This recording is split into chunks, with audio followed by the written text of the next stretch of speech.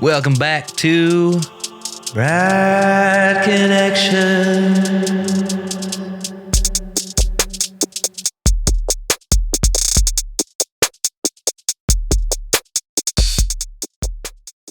Hello everyone and welcome back to Bright Connections. It is good to be back. Joined finally. I've been waiting for a long time for one of my very best friends, my brother from another mother, as I like to call him.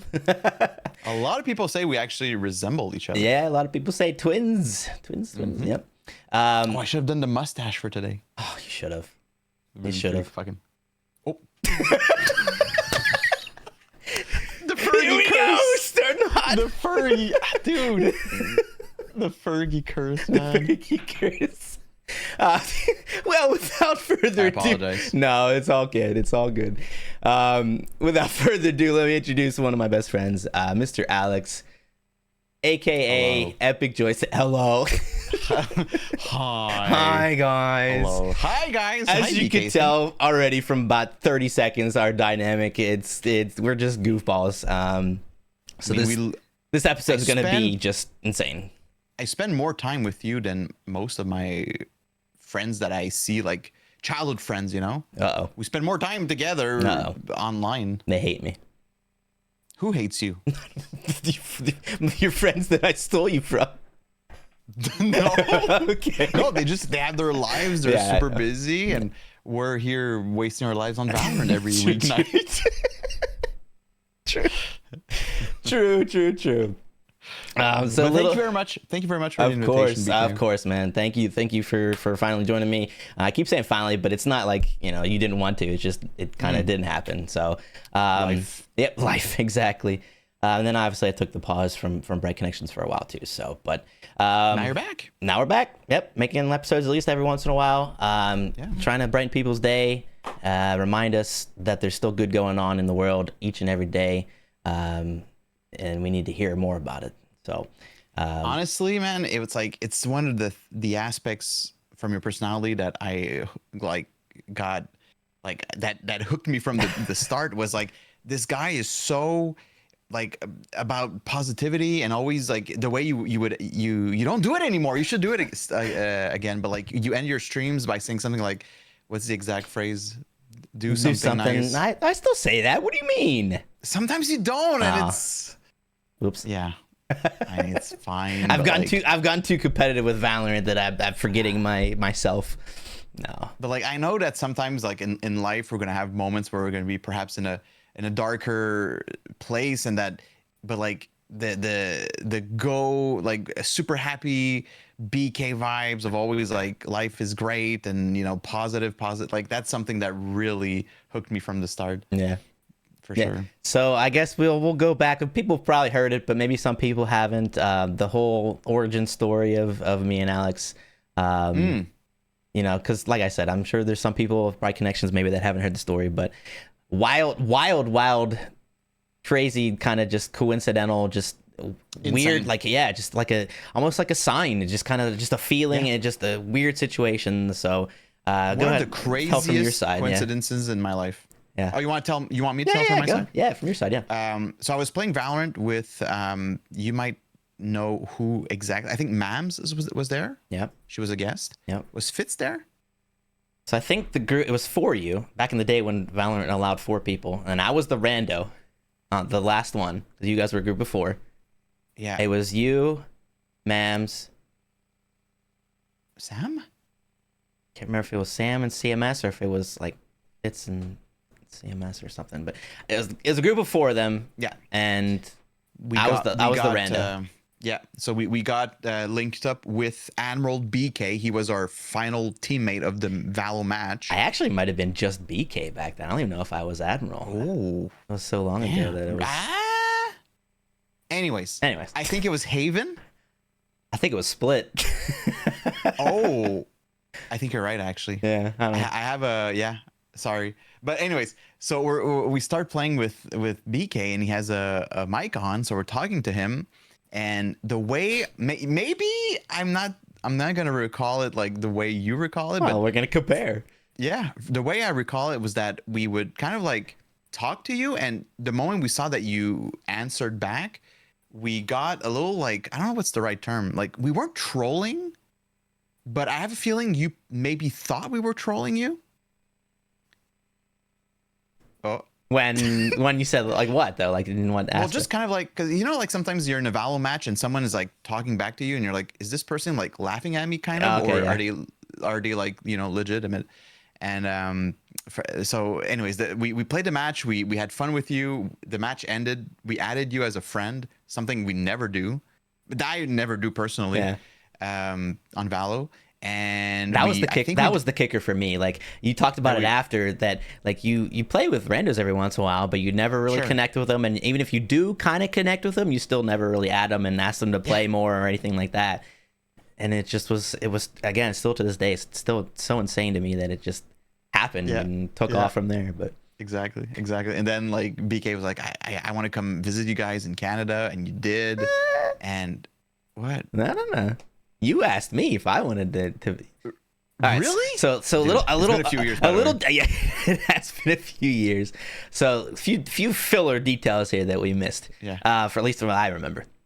So yeah, we were in the game. I don't think anybody talked for the first few rounds. I think it was fairly quiet because you have to hit a button to talk in game on the game that we're referencing, Valorant. And we were probably in Discord. Right. So you guys were probably talking with each other, you know, on your own. And again, by the way, Mr. Alex is French Canadian, so could you tell? Because I never could tell that he's French. His English is just to this day I still don't understand how he's so fluid and so good at English. But when he talks in English, just like no accent, it's crazy. We can talk about it after. Yeah.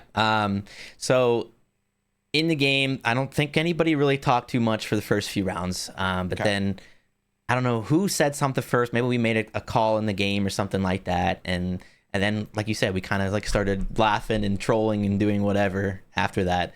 And at some point in the game, you were like, by chance, Mr. BK, I don't know if you said Mr. BK, I'm just saying that in my head, but yeah, like, by chance, would you happen to be a streamer?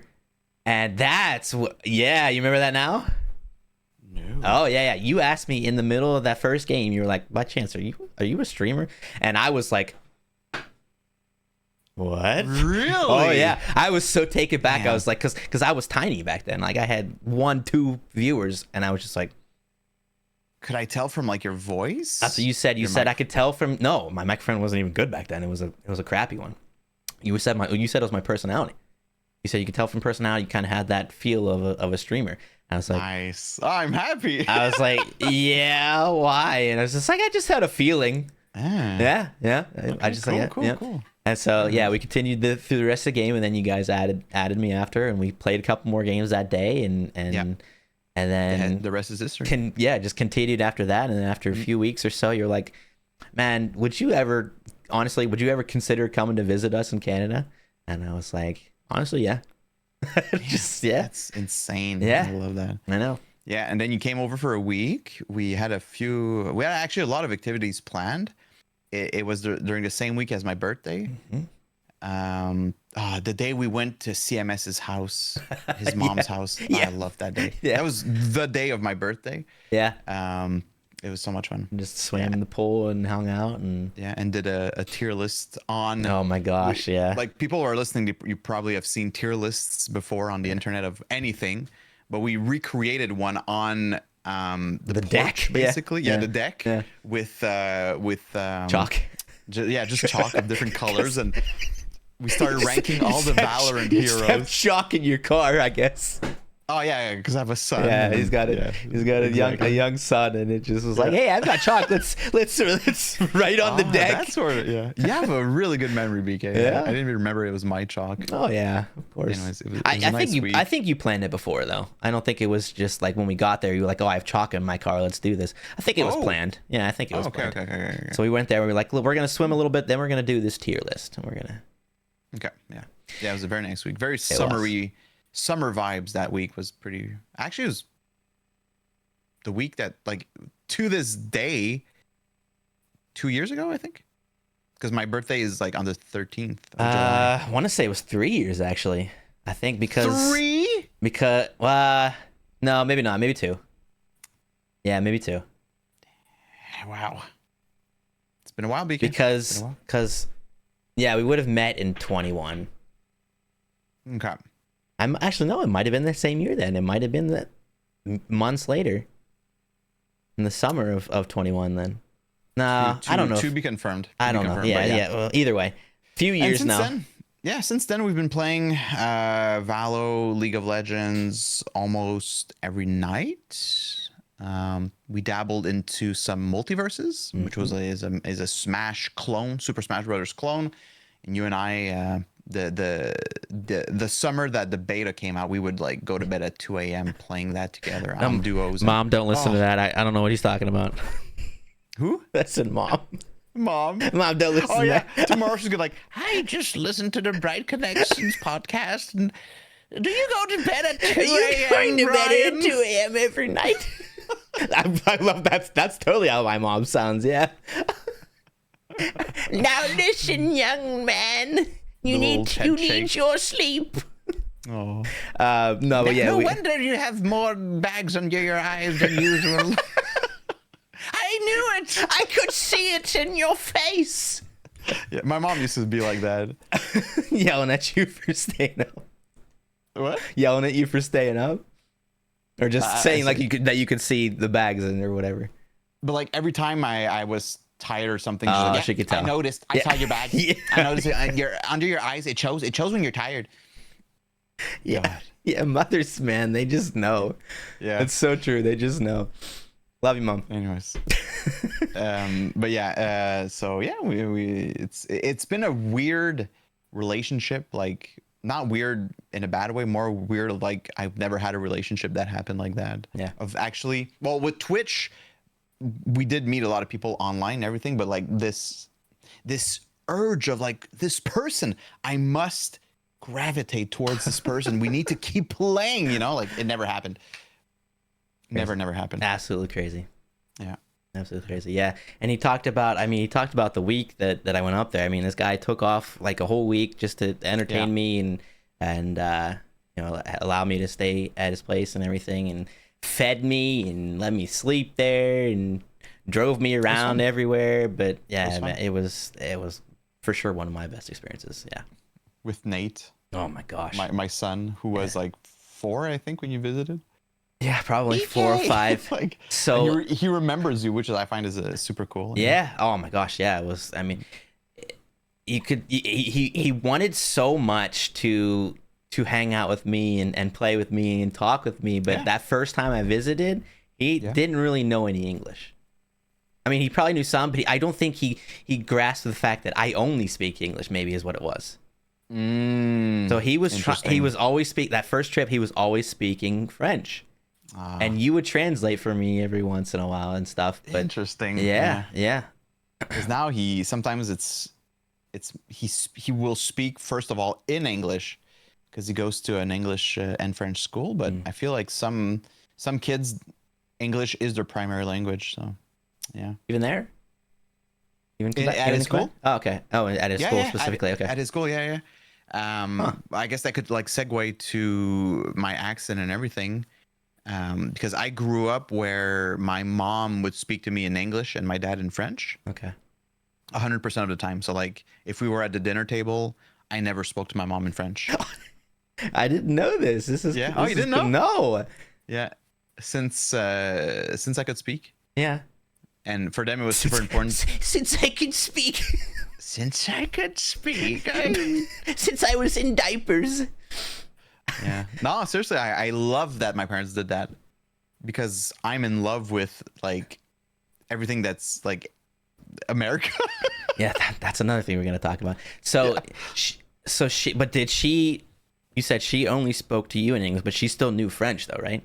Yeah, but French was not her main language, because she was born in Germany. Oh. And she got shipped over like when she was like 9 months old. They took the boat to come over here, and then the English was their primary language. They learned French, but she always had like a what's up? The word usage. She got shipped over here. Yeah, she literally did, dude. It was like they were on a boat. They got deported, and it just sounded. He put her in a Hitler crate. had just He put her in a died. crate and just sent her over.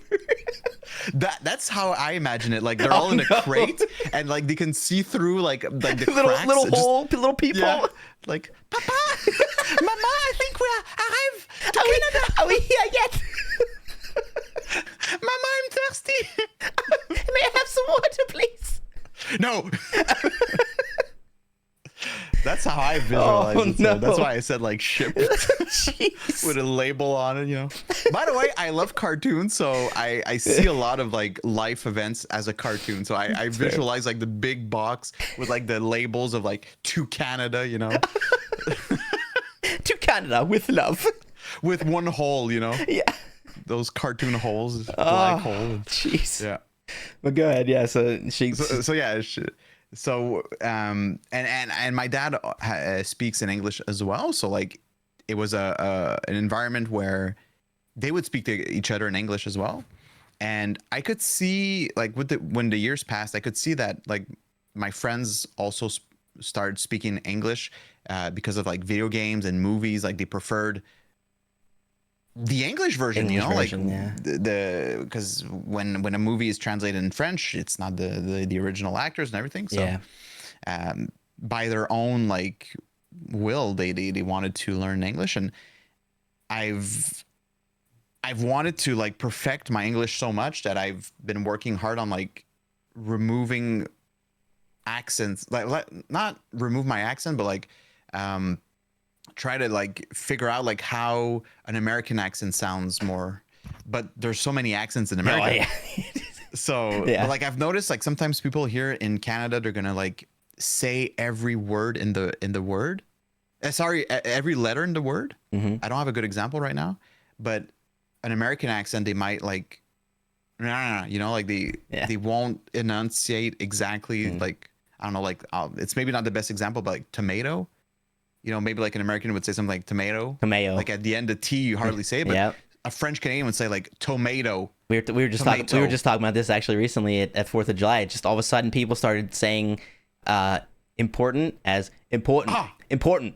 You Well, just get rid of the very T good at the end. example. Important. That's an amazing example. Yeah. In like important. Yeah. Like I didn't even say the T. You see at the end, I didn't say important. Yeah. But if you listen to someone who's French Canadian, he's gonna say, BK, I think it's very important that you lurk, you know? Yeah. And it's like those little things that I try to kind of like Just trying correct. But to learn little cues and little things Yeah. that we do differently here. Yeah. but there's no right or wrong. It's just kind of like how the choice I made for myself personally.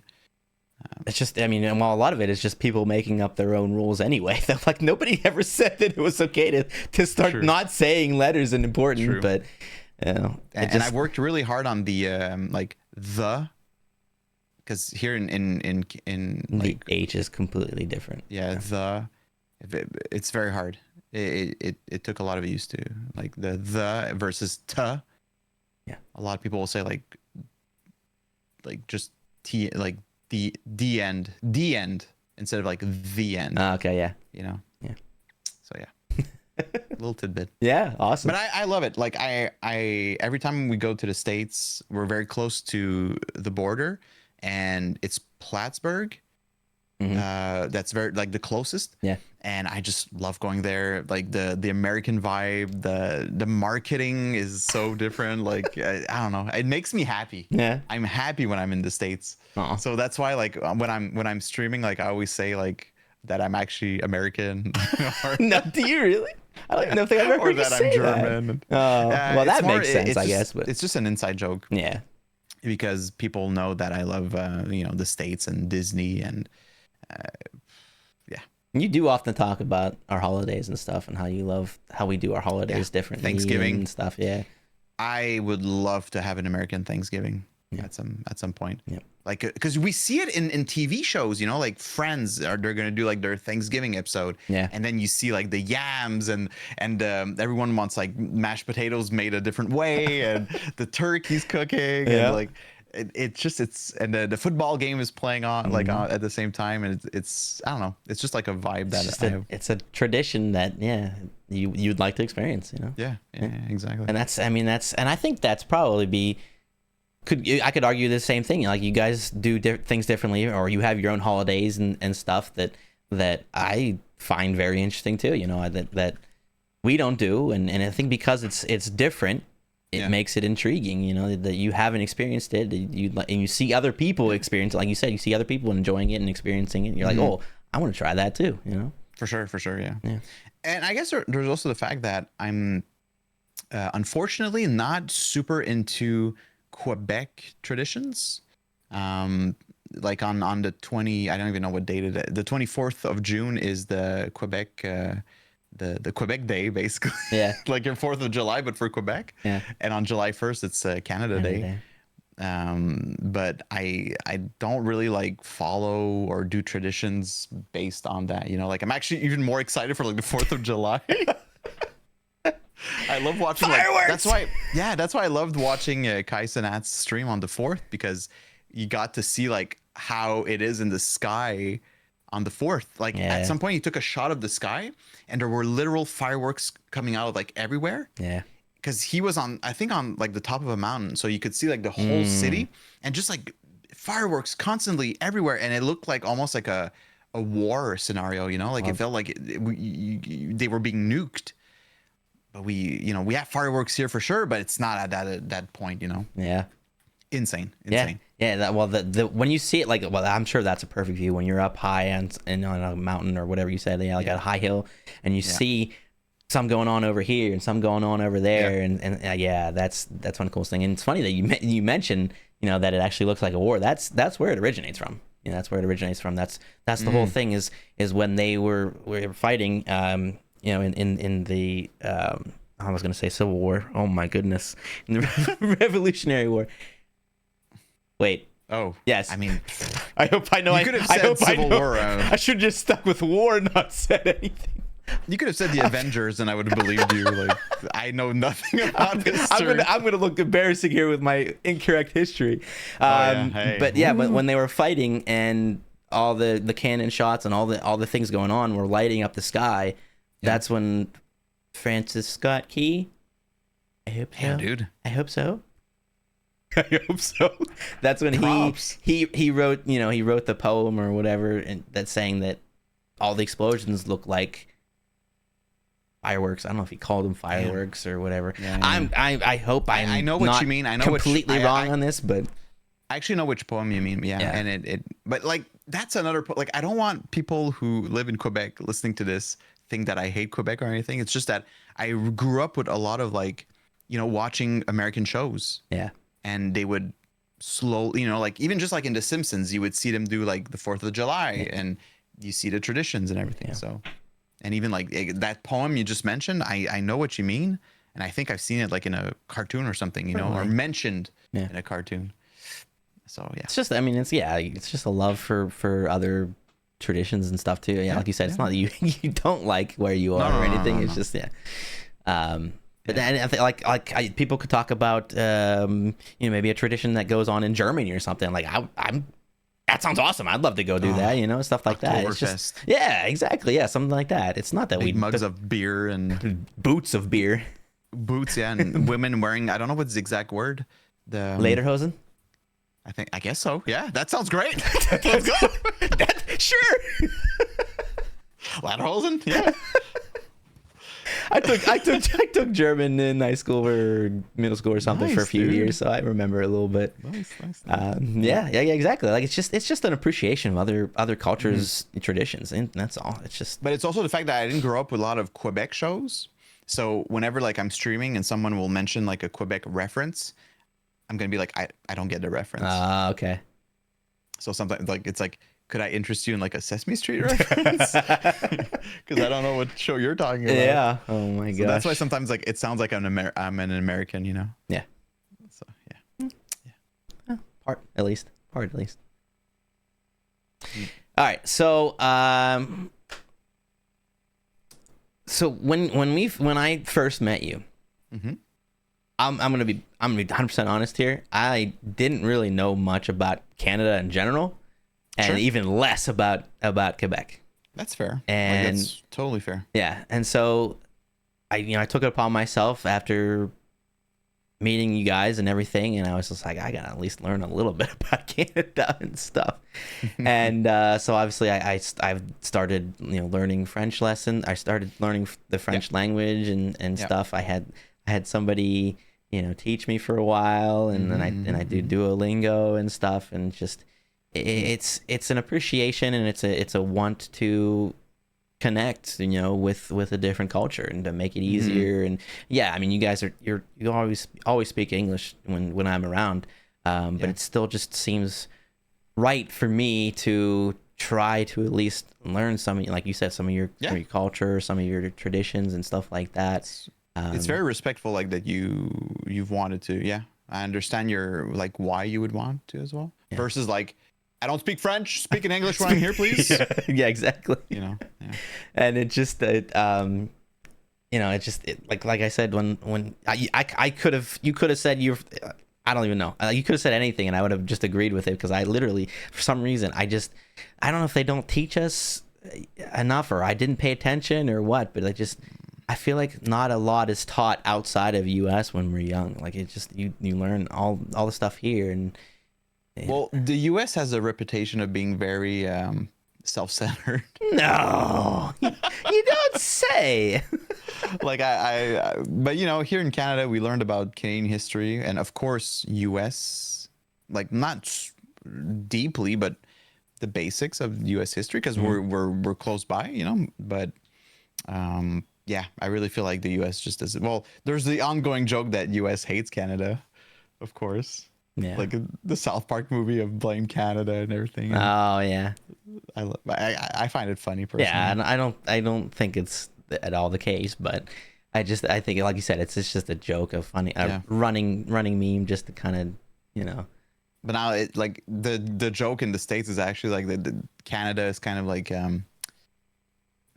like Ryan Reynolds is the Canada's sweetheart, and like you guys, like some jokes are like the States are jealous of what Canada produces, kind of. Yeah. Like we're safer, we're less in danger. Or... You guys don't have. I don't want to say it. Never mind. You guys don't have certain issues, and bang bang and. Anyways, but yeah.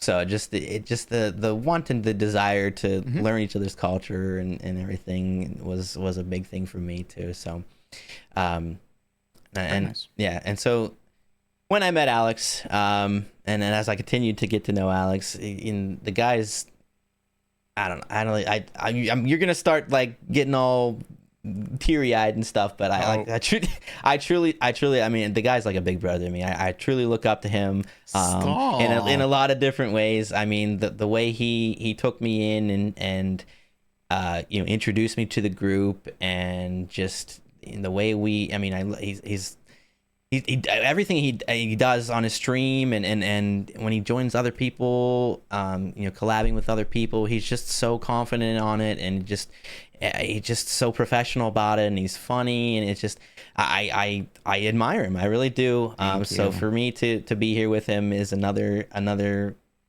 wonderful moment for me, sharing this moment, and for him to join me on Bright Connections is awesome. So thank you, man. Of course. Yeah. It's not always easy. Like I have moments in my life where it's like it's tougher to be more like patient with people that or like how could I say, like sometimes we're gonna have like Valo matches and it's gonna end in like frustration, and then you kind of like forget, or even like when I'm streaming, sometimes like I get mad or impatient with some of my viewers, and you kind of like forget at that moment like why you're doing all this, Yeah. But something I like about myself is like having this retrospective of like, or introspective.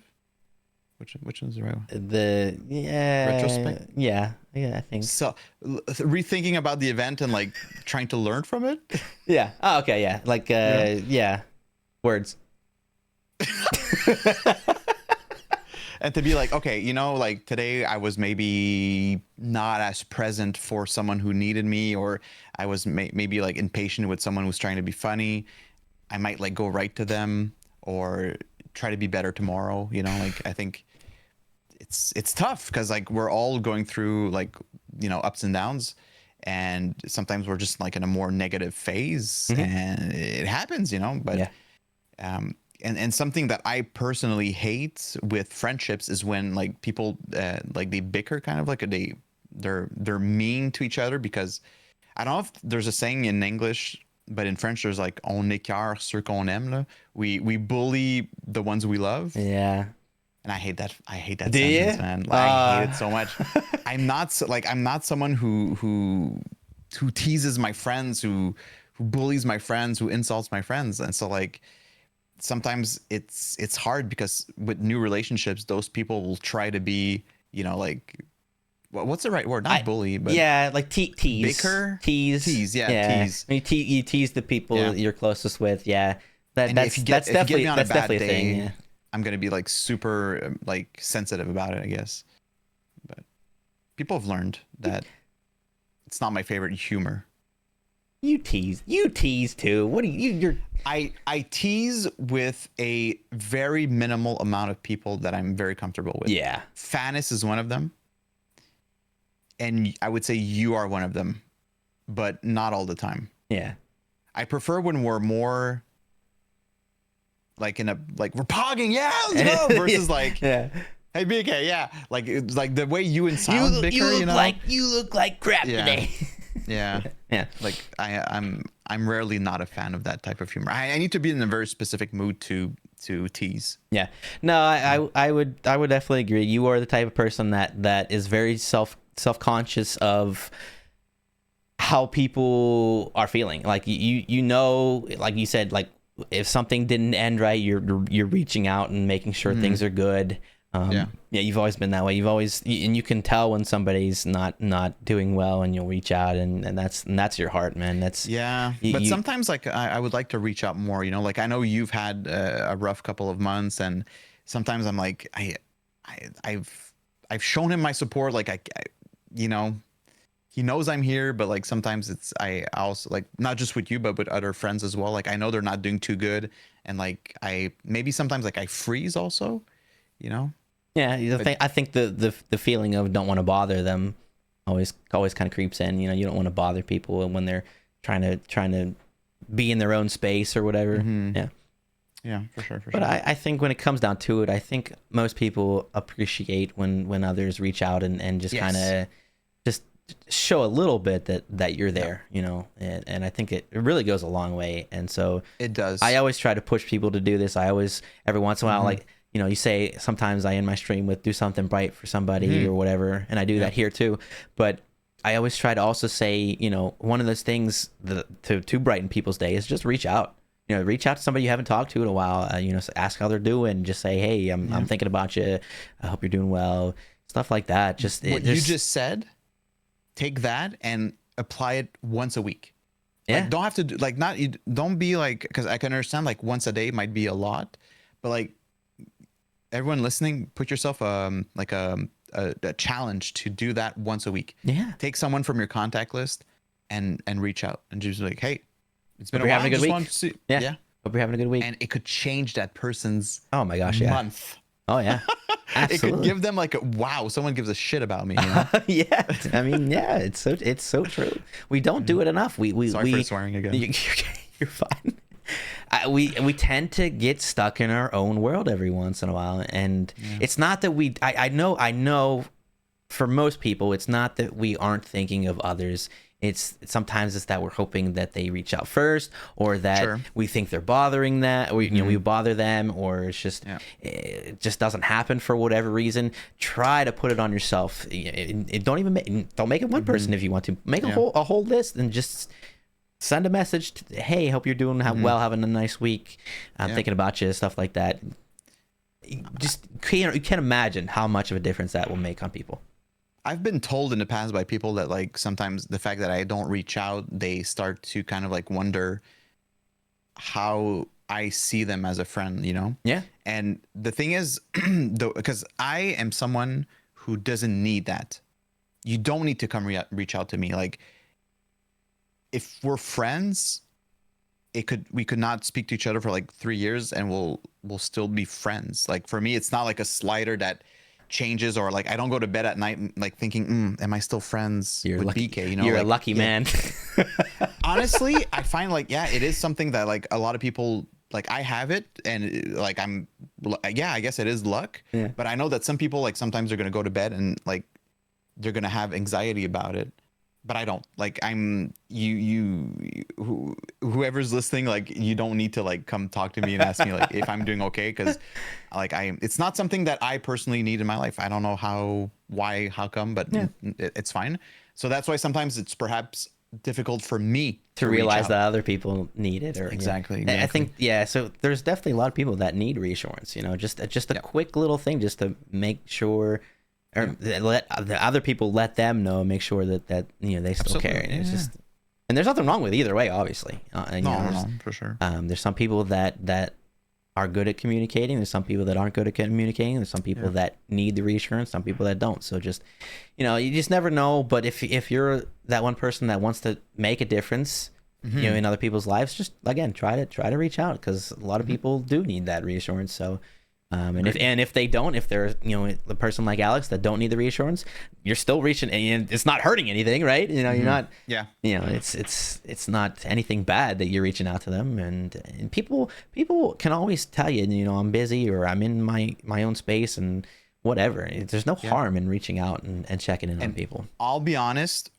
like let's say I've reached out to people, I don't know, like, well, I'll shoot a number, 20 times in my life of like, hi, I'm reaching out. Hope you're doing well. It's been a while, you know? Yeah. Or let's say 30 times to make it sound like I'm less of a horrible human being. No, but like 30 different moments of like me actually going to that person, like, hey, you know, like I'm checking up. Is everything okay? Yeah. It never happened once that the person is like, I can't talk right now. I want to be in my bubble. Like everyone's like, thanks for reaching out. Like sometimes the response will be more like opening, like they're gonna open up, or they might say like I'm fine. Just it's a bad time, but I appreciate, you know, like everyone appreciates it. Yeah, it never happened that someone is insulted by it. You know? Yeah, I would hardly imagine that even somebody that just doesn't feel like talking would ever say like leave me alone or something like that, you know? Exactly. It's just, and if they don't respond or whatever, they don't respond. Yeah. It is what it is, but.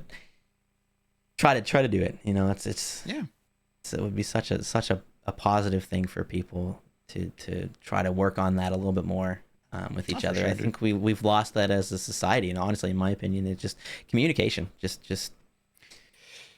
We get stuck in our own world. We get busy, but just it doesn't take long to go, hey, how you doing? Look, 3 seconds. Yeah, you know. That's why I personally, it's one of the reasons why I really love streaming, is that I have some people coming in and like actually updating like how they're doing. Like, oh, I love we're getting updates on their lives. Oh yeah. It helped me accept that, like, well, no, it helped me kind of like with the fact that I'm not someone who's good at reaching out, you know. It helped me like having some viewers come in and like they open up, and I'm like, good, like this is a good moment, like come talk to me here, because I'm streaming, I'm gaming anyways, like, so this is perfect, like let's talk, you know. Yeah. So I even have like some real life friends that come on. Well, Fitz, you know, he's a real life friend from high school, and the fact that we see him almost daily with his streams and your streams and the gaming, it makes it so that like I know more what's up with him than most of my other high school friends, you know. Yeah, real life friends. Yeah. Oh, I mean, it's definitely an avenue for connection. That's I agree 100%. That's one of the reasons I love doing it. I love connect. I'm the type of person that connects very fast and very very hard with people. You show any bit of interest in sharing your life with me, I'm like, oh, you're like my brother or my sister, like, and just like that. And sometimes it comes to bite me in the butt because people don't see that the same way. But for me, I love getting to know people. I love getting to connect with people and seeing where they're coming from and hearing about their daily lives. And you could tell me I ate a PB&J sandwich today and be like, oh my God, that sounds so good. You know, it's for me, it's awesome. I how was it? Was it amazing? What kind of peanut butter? What kind of jelly did you? I don't know. I just love hearing it. It's so funny because like I have a few viewers that are like are I love her, Mirali. She's gonna like write something like, Alex, I'm cold, I'm gonna go get a blanket. And then it's like, Alex, I'm back with my blanket. And we laugh about it because it's like, okay, good for you. But like at the same time, I prefer that than an empty chat, you know? Yeah. So I actually do appreciate those things. And if ever there's a moment where I stop streaming, I'll be nostalgic of those types of interactions of like, today, like, be right back, I'm gonna go get my lunch. It's like, I'm eating my lunch now. I'm gonna go get some water. I'm on an Elden Ring boss. I have 3 ice cubes in my water. Yeah.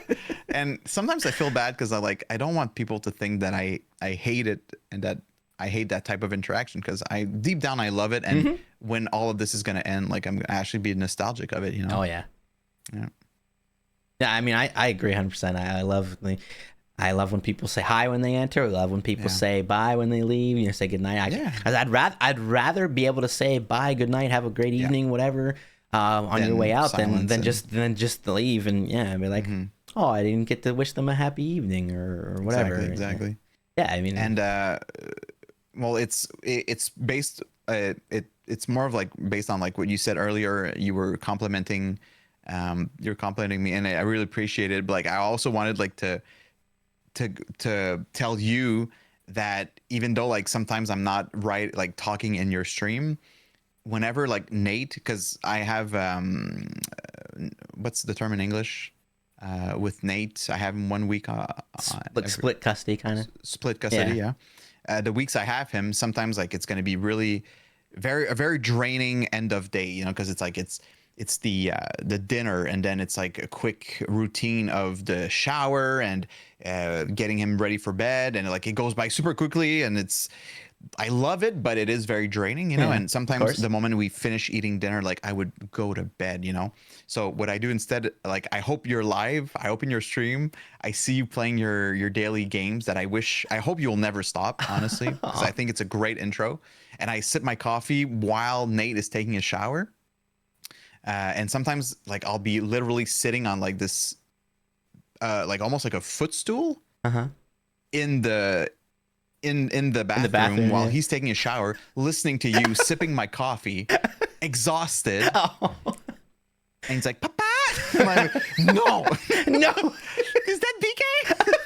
They're like, give me this moment, Nate. And then he's like, I want to get out the shower. I'm like, 5 more minutes. I need 5 minutes, Nate. Like, or sometimes I'm gonna go lie down into bed and like I'm gonna listen to you while sipping my coffee. And he's like, I'm ready to get out now. I'm like, I need 5 minutes. Not yet. Please. Take longer. So I always appreciate like when I open Twitch and I'm like, yes, he's like, I see your starting soon screen. Like, yes, he's live, you know. But yeah, so you like it was kind of like the piggyback, the compliment you gave me, but like your streams, they really matter. And like, even I know that sometimes you would like the chat activity to be bigger, and same thing on my stream as well, you know. Sometimes I'm like, man, sometimes like it's dead, and I'm like, why am I doing this, you know? Like, is anyone actually enjoying this or appreciating this? But they do, and when I do it, I realize that like, oh, people do that as well, you know. People can't always write because they're dealing with life, you know. True. Well, thank you, appreciate that. I'm glad I'm part of your son's shower routine. Wait, that sounds really weird. That's so weird. Cancel. Nope, forget that. Nope. I'm part of your routine, dude.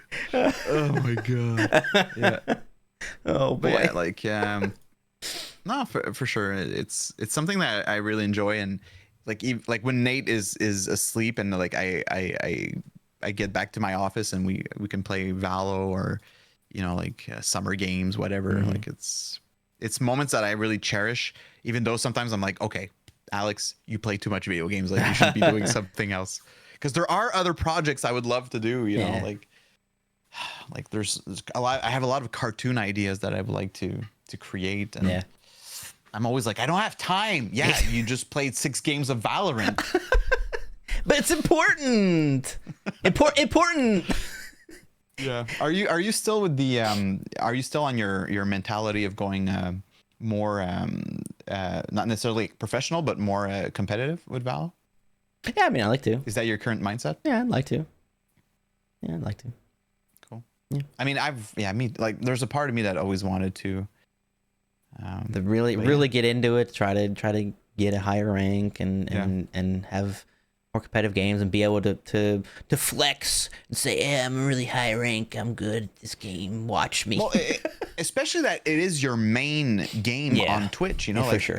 Compared to me, where it's more of like trying to discover all new releases. Yeah. But for someone who focuses one game, like whatever it is, Valo, League, like I understand the desire to get, you know, to have a good rank and to brag about it and have stats and like know the game by heart, because it's, you know, it is your main content. And it's something that I would hope that people then would be able to engage with when I have all that, you know, that knowledge and stuff like you said. It's definitely, we definitely have different things. You're very wide base on content and different games and stuff, and for me, I've done. I'd love to do different games too, but I do, and I have a great love for Valorant. It's one of the first games it is the first game actually I played on PC, and it's just something I love that competitive aspect. I've grown up playing sports in my life, and I always have. I'm very very competitive, dude. So I really enjoy it, and just. I don't know. Yeah, I'm thinking I'd like to. Like I said, I hope that, and I've heard from people who've given advice and stuff. You know that sometimes it's good to focus on one thing and bring people in from one group to try to get bigger and grow and everything. But at the same time, I think when it really comes down to it, I hope that a lot of people are there more for us as people than just the game itself. So when it comes, that's a good point. When it comes down to it, play with play the game you want, and focus on just being yourself. But I think that's a very good point. A lot of people though also will search. You know, if you're gonna find somebody new, they're gonna search for the game that they like. So it's kind of like, you know, it's just like there's so many different sides. There's so many pros and cons to each thing, but. Yeah. You know, I've been reaching a fatigue, if you will, with Twitch in the past year, where like I'm kind of like I'm giving up on getting more, because you know I average about like 80 to 100 viewers, which for a lot of people would be like, dude, I would kill for those numbers. Like, I hope you're you know, and I do consider myself like happy and grateful and lucky. But like, but the fact that like it's been those numbers for so many years, it's the plateau. The plateau. Yeah, exactly. There's a part of me that would like to have more, but also like more sponsorships, you know, companies contacting me to do like sponsored videos or a sponsored play session, sponsored TikTok. You know, that's actually the way to go these days for like to make money off of all of this is sponsored TikToks and Instagram Reels. But I've tried, I've pushed, I've grinded like in the past, and I'm kind of like done now, you know, like I reached this fatigue of just kind of like, it is what it is, you know, I'll accept what I have, and I don't want to grind and then be disappointed when I see someone else getting a great opportunity. Instead, I want to be happy for that person, you know? That's a big thing too. I think just sometimes taking your own ego back and just being happy for other people that are successful. That's a huge thing for your mental, especially, you know, just. And like, sometimes I'll have like a moment where like I'm a bit more impatient on stream, and I'm going to ask people like, you know, do you guys not like this content? Like, why does why does it feel feedback, dead? please? And then they're gonna say like, honestly, Alex, you could play whatever the heck you want. I'm gonna be here. I'm gonna watch it. And it's like, oh, but what does that mean? Like, but I've discovered what it means. It means, because sometimes I'm playing a game and I can see them like, oh, I'm gonna go bye, and I'm like, I think I know why you left, because the vibes aren't good. So it's not based on which, like, it's not that they don't care about which game, is that they want me to play a game that I'm going to be happy playing, because they want to see a happy and good vibes Alex. And And that's why, like, another Valo streamer, his name is Mason. I loved it when he would stream Valo because he was just like in a super calm, cool vibe of like, oh, he died. Like, hey, good job, guys. Like, nice try, guys. Next round. Nice try. Like, the vibes were super cool. Yeah. So it was very enjoyable to watch. Where sometimes some Valo streamers, you're going to tune in, they look frustrated, impatient. They're swearing. They're yelling every time they die. And it's like, I can't stay. Yeah. It's too much, you know? So that's why sometimes people say, I like it when you stream Valo, Alex, because you stay calm and cool about it. And I try to keep that in mind when I'm playing like Elden Ring or games that are like, you know, because people are going to be like, what the hell, Alex? Like, how are you? Elden Ring's not a cozy game. Yeah, how are you positive? Like, how are you so positive playing Elden Ring? What's wrong with you? It's super, like it's calming. It's enjoyable. You take your time. You go through a little catacomb, like a little like ledge, and then you're like, oh, I'm in a forest area now. You know, you take your time. Oh, here's a little enemy. Whereas like, stupid game, like I can't stay when a streamer is like that. Although there are people that do enjoy people raging too, so there's you have those people, but like you said, your people and the people that mostly enjoy you or when you're just vibing and having a good time and being your funny, goofy self, Because I have been streaming for, it's going to be 10 years in October. And when I started, I was more of that, yelly streamer, reaction, yelling, getting mad, swearing. And I kind of like toned down, Yeah. But, I've it's been 10 years, like I'm not the same Alex that I was when I was 25, I'm a 35-year-old divorced man. He's saying that because sometimes we play like League of Legends or Valo, and these kids the team are so against, like rude and toxic in the chat and stuff. Yeah, and he's saying, I was just like, are you mad? Are you gonna? And I'm gonna sleep very well. I'm 35. I'm divorced. I have a child. I'm not gonna be mad about this Valo game in 2 hours or this League game. I'm fine. Best response. I laugh every time. Yeah. And then they try coming back. They're like, oh, with an old man, and he's like, yeah, okay. Yeah, I've reached a point where a lot of that just it doesn't affect me anymore, and I'm happy about it. I'm actually happy about it. You're in a good place. To come back about the Valo, because you said that all your life you grew up with like sports and competition. Me, it's the opposite. My parents never signed me up to any sports or anything. So I feel like when video games started entering my life, I got that competitive spark, juice or the drive via video games. Yeah. So now when we play Valo, I do get like, honestly, sometimes like you laugh, but after like a neon alt or something, I have pains. Like my heart rate is super high. And I'm like, I'm into it. You know, I want to win. Yeah. I want to win. I get mad when we lose, but I calm myself thinking like I calm myself to protect myself, if you will, Yeah. Because if I get too much into it, I'm going to be frustrated and it's not going to be fun. Yeah. That's how I are. That's how I are. Wow. That's how I are. That's how I are. That's how I am as well. Like in the moment, I'm very into it. I get very competitive. I'll get angry when something doesn't work, or I'm having a bad game, or we lose. And when I feel like we didn't do as well as we could, or stuff. Stuff like that. I get angry. But then the switch fletch. Pause. Time out. The French Canadian is doing less mistakes than the American boy. Oh my goodness. The switch flips and I just get back to just, hey, it happened. Yeah. Move on.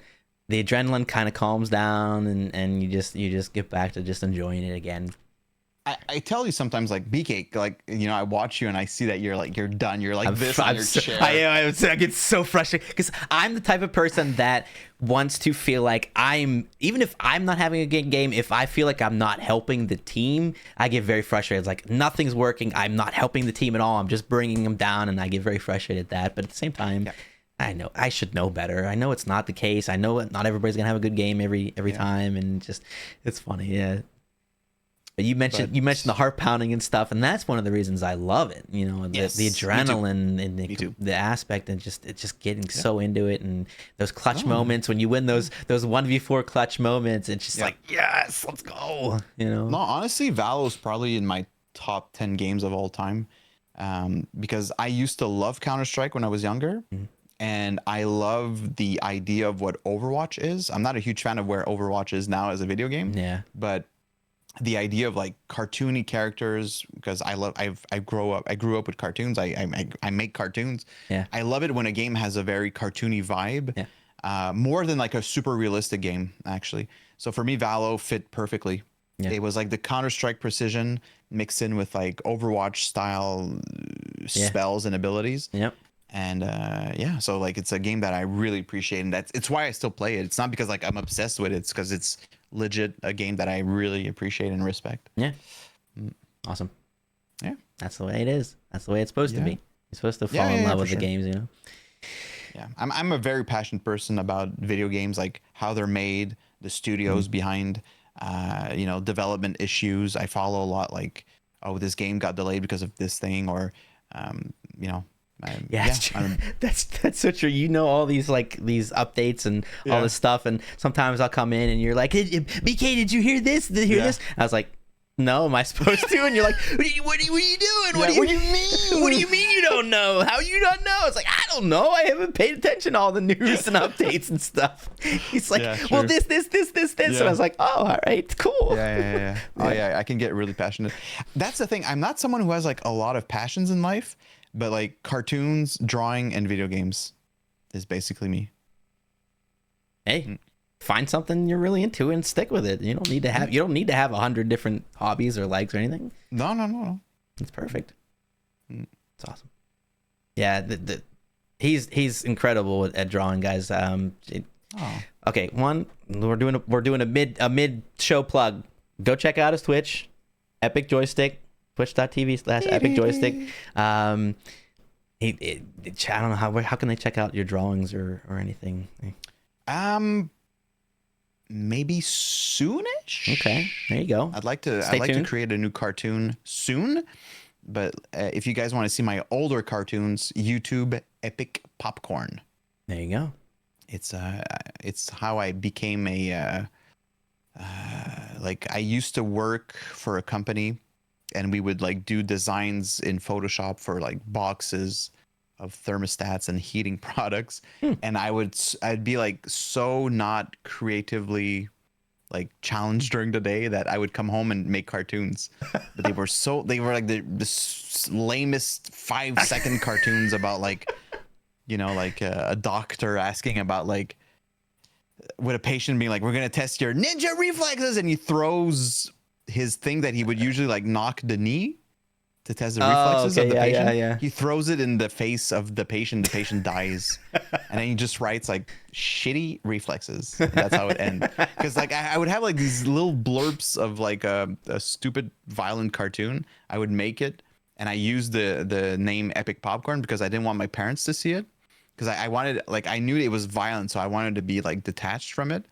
But eventually they found out. So, and the cartoons gained in popularity, and and I started getting contracts for cartoons, and then I was able to quit my job and work full time as a what's the right word when you're self-employed? Contractor, self-employed, entrepreneur. Entrepreneur, yeah. Is that where you're looking? I was able to start my own company and make cartoons and be paid for it. But yeah, and then I started streaming more. So, but yeah, eventually, perhaps a little, well, something like you want a little exclusive? Of course, absolutely. Let's go for Bright Connections. Yeah. These days, I've been wanting to do a new series of cartoons based on like Nate asking questions to his father, but like in cartoon form. So it wouldn't be like a Nate, but it would be a kid asking a question to his dad, like, hey papa, you know. And then every cartoon would be like a different question. And what's cool is that since Nate is 6, well, he's gonna grow up, of course, hopefully. And it's content. Like every year he grows up, it's going to be a different question, different level of question too. Everything, yeah. So it's like an endless well of, I could have these amazing cartoons with a funny punchline every time of like the father reacting or freaking out about a question. Just like shaking his head, just like, oh no. Like the idea I have right now is like Nate says something like, "Papa, where do babies come from?" And then there'd just be like a zoom in on the father, like slowly freaking out, Like his eyes gonna get wide. Yeah, and like you would see flashes of like a cartoon penis and a cartoon vagina. And him just like freaking out and throwing himself out the window, you know. Oh, no. And then for Nate would be like, and then just starts doing like a Fortnite dance or starts playing Fortnite. Like he doesn't care, you know. He's just, like, okay, yeah, la la la. Like, just to show that like the parent is like freaking out, but the kid doesn't care. It's just a simple question that just popped in his head at the moment. Exactly. Yeah. Oh my gosh, I'd like to do that. Yeah, it'd be like a easy series to make, and yeah, I don't know. Nice. Never know. Yeah. Never know where it could end up. You know? Absolutely. Without the intention of like, it has to be popular. I need this amount of views, or else I'm like just a side project that I wouldn't care about the views. You know? Okay. Yeah. Okay. Yeah. Awesome. That sounds fun. I don't understand. Still to this day, I don't understand how you do it. Like the animations and stuff on them, and it just blows my mind. I don't know. It's just something I could never do. I guess so, but. Yeah, it's very good. Like I said, I don't have a lot of passions, but ever since I was like a baby, I never stopped drawing. So like I learned how to create. I don't draw like super well. Like I don't draw amazing like portraits and stuff like that. I have my style. I like it. That's it. It's very cartoony. It's very like quick, you know. And I've learned that in the business, you need to be able to create something quick, or else you're not going to make money. It's not going to be worth it, you know. You need to be able to produce. I can draw a stick figure. That's about as good as I can get. Yeah. Yeah. Back when I was a kid, I won a coloring contest. So there's that. There you go. I'm an artist. I could hire you as my colorist. I can color inside the lines. Yeah. When I was like 5, I'm pretty sure. Yeah, I won like a Halloween coloring contest at local Giant Eagle or something like that. That's nice. Yeah. But you see, like that's actually like a job in the cartoon world of like cleaning up the drawing and making it, because like the animator or whoever's drawing it is going to do a bunch of like sketch lines, and they have cleanup artists that are going to like work on coloring, work up, like make sure the drawing is clean. And that's actually a job I would have liked to have, but maybe one day. Life, maybe one never day. too late. Yep, never too late. That's right. So I was thinking, I mean, we were talking about it and just how insane the last couple of days have been for us. So for me, and then you were talking about how you love our holidays and stuff, and so 4th of July obviously was a couple of days ago. I hardly heard anything from you about the wildest 4th of July. It just tell me all about, like, I'm absorbing everything. And I mean, the second half was great. I was with my family, and we had our cookout, and we had our food and stuff, and I can tell you more about the tradition, but the start of it. So I woke up 4th of July morning, and I got on my computers, and I'm looking at stuff, and I was like, something doesn't seem right. I just was like, there's folders and apps missing on my desktop, and stuff is just like gone. And I'm looking more into it, and something happened. I still to this day don't fully know. I have a couple guesses what might have been something with my backup and stuff like that. I'm thinking that in my mind I thought it was a duplicate. Like I have 2 PCs and one. And I think they were trying to like sync with each other, and they were duplicating things. I thought in my mind they were duplicating things, and I just like think I deleted it where it was on the one PC that's not normally. And I deleted it on both or something, but it still doesn't make sense that some of my profiles and stuff on my OBS and my Go XLR and stuff like that, it's like just gone. So I'm freaking out, sitting there 4th of July morning, just all my song recordings, you know, I record myself singing sometimes some songs and stuff. Those are all gone, and all my settings and stuff, and I'm just like freaking out. My anxiety is just like, oh my goodness, everything's gone. Yeah. And so you wrote it on my stream, and I apologize if my reaction was not like, you're probably like, what the heck's he talking about? I understand.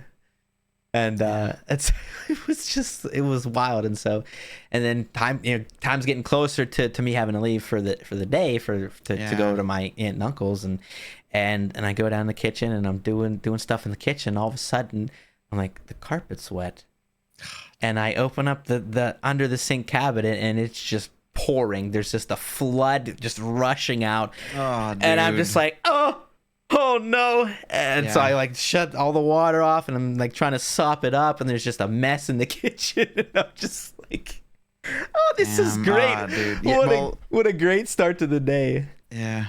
Because like the computer thing, you know, it's happened to me in the past of like losing stuff. And I'm someone who's like quickly going to be like, it's just whatever. It's electronic. Like it's no one's dead. It's fine. Like just reinstall everything. Like I have no problem with that. Me personally, like I don't want to diminish that. No, that's where I got to eventually. But in the moment, I was just like, what's happening? Where's everything? I got to find it. I got to redo everything, you know. And but your recordings, that sucks for me. Like, cause that is art, you know, that is personal art. It's like losing drawings or animations. Like the source files, like I understand that really sucks. Yeah. But like the whole GoXLive profile, I was like, yeah, we'll figure it out. Just redo the settings and figure it out again. Yeah, exactly. But water issues.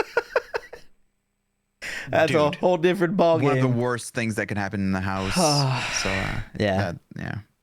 But again, like you come back and I went and I did my 4th of July stuff. I stopped the bleeding, went and I did that and came back the next day and I played Plumber BK and I fixed it all up and everything. Well, you seem to have done a great job. Like you were able to fix it pretty quickly too. It wasn't nothing was broken or anything. It's just like the one pipe just kind of came loose and it was just totally disconnected from another. It was in the drain. It was the drain pipe. So anytime I would run water up top, it would just go through and not fully drain out. It would just pour out into the bottom and then just I played Plumber BK. I had my dad on the phone to help me, of course, but your dad helped. That's nice. Yeah. Because I was like, you have a lot of knowledge about. No, I've never had to do anything like that before. But I did and got that all fixed, and so we're good to go there. And I'm working on fixing all the stuff on the PCs and everything. So, and like you said, with the songs, it sucks. Yes, it's losing stuff, but at the same time, it kind of look at it as a challenge to redo more. You know, do new ones and fill that folder up again. You know. Yeah. So. Yeah, I've lost a lot of animation files and in the past, and like you said, it's an incentive to just like redo them better. Yeah, exactly. Yeah, so it sucks in the moment, but at the same time, like you said, you come back and you're just like, okay, no one's dead, no one's hurt, nothing terrible. It sucks, but life goes on, and you just kind of do it again. Adapt and find the way. Exactly. Yeah, like I've reached a point of like in my life, if is everyone alive? Yes. Okay. It's not that bad. Let's figure it out now. Yeah, that's I kind of for whatever reason that reminds me of like a or it makes me think of like a car crash. God forbid, but like your first instinct, especially for you, probably as a parent, you're like, is everyone okay? Are we okay? Is anyone direly hurt? Okay, and everyone's fine. Now let's figure out what we need to do with the other person or whatever. So exactly. For sure. Yeah. So that was my wild last day. You had some kind of issue yesterday as well, I hear. Oh yeah. Well, we had a big day yesterday.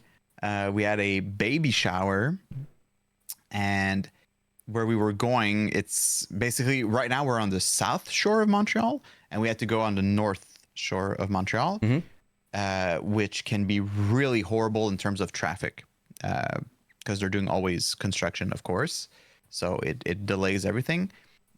So we get super early to our friend's house, who was also going to the shower. We got there at like 10. It was a good ride. And then we went to eat lunch with them before the shower. And then we had the shower. And then we came back home to get ready for a birthday party in the evening. Gosh. And the theme was Greek goddesses. So we had to dress up.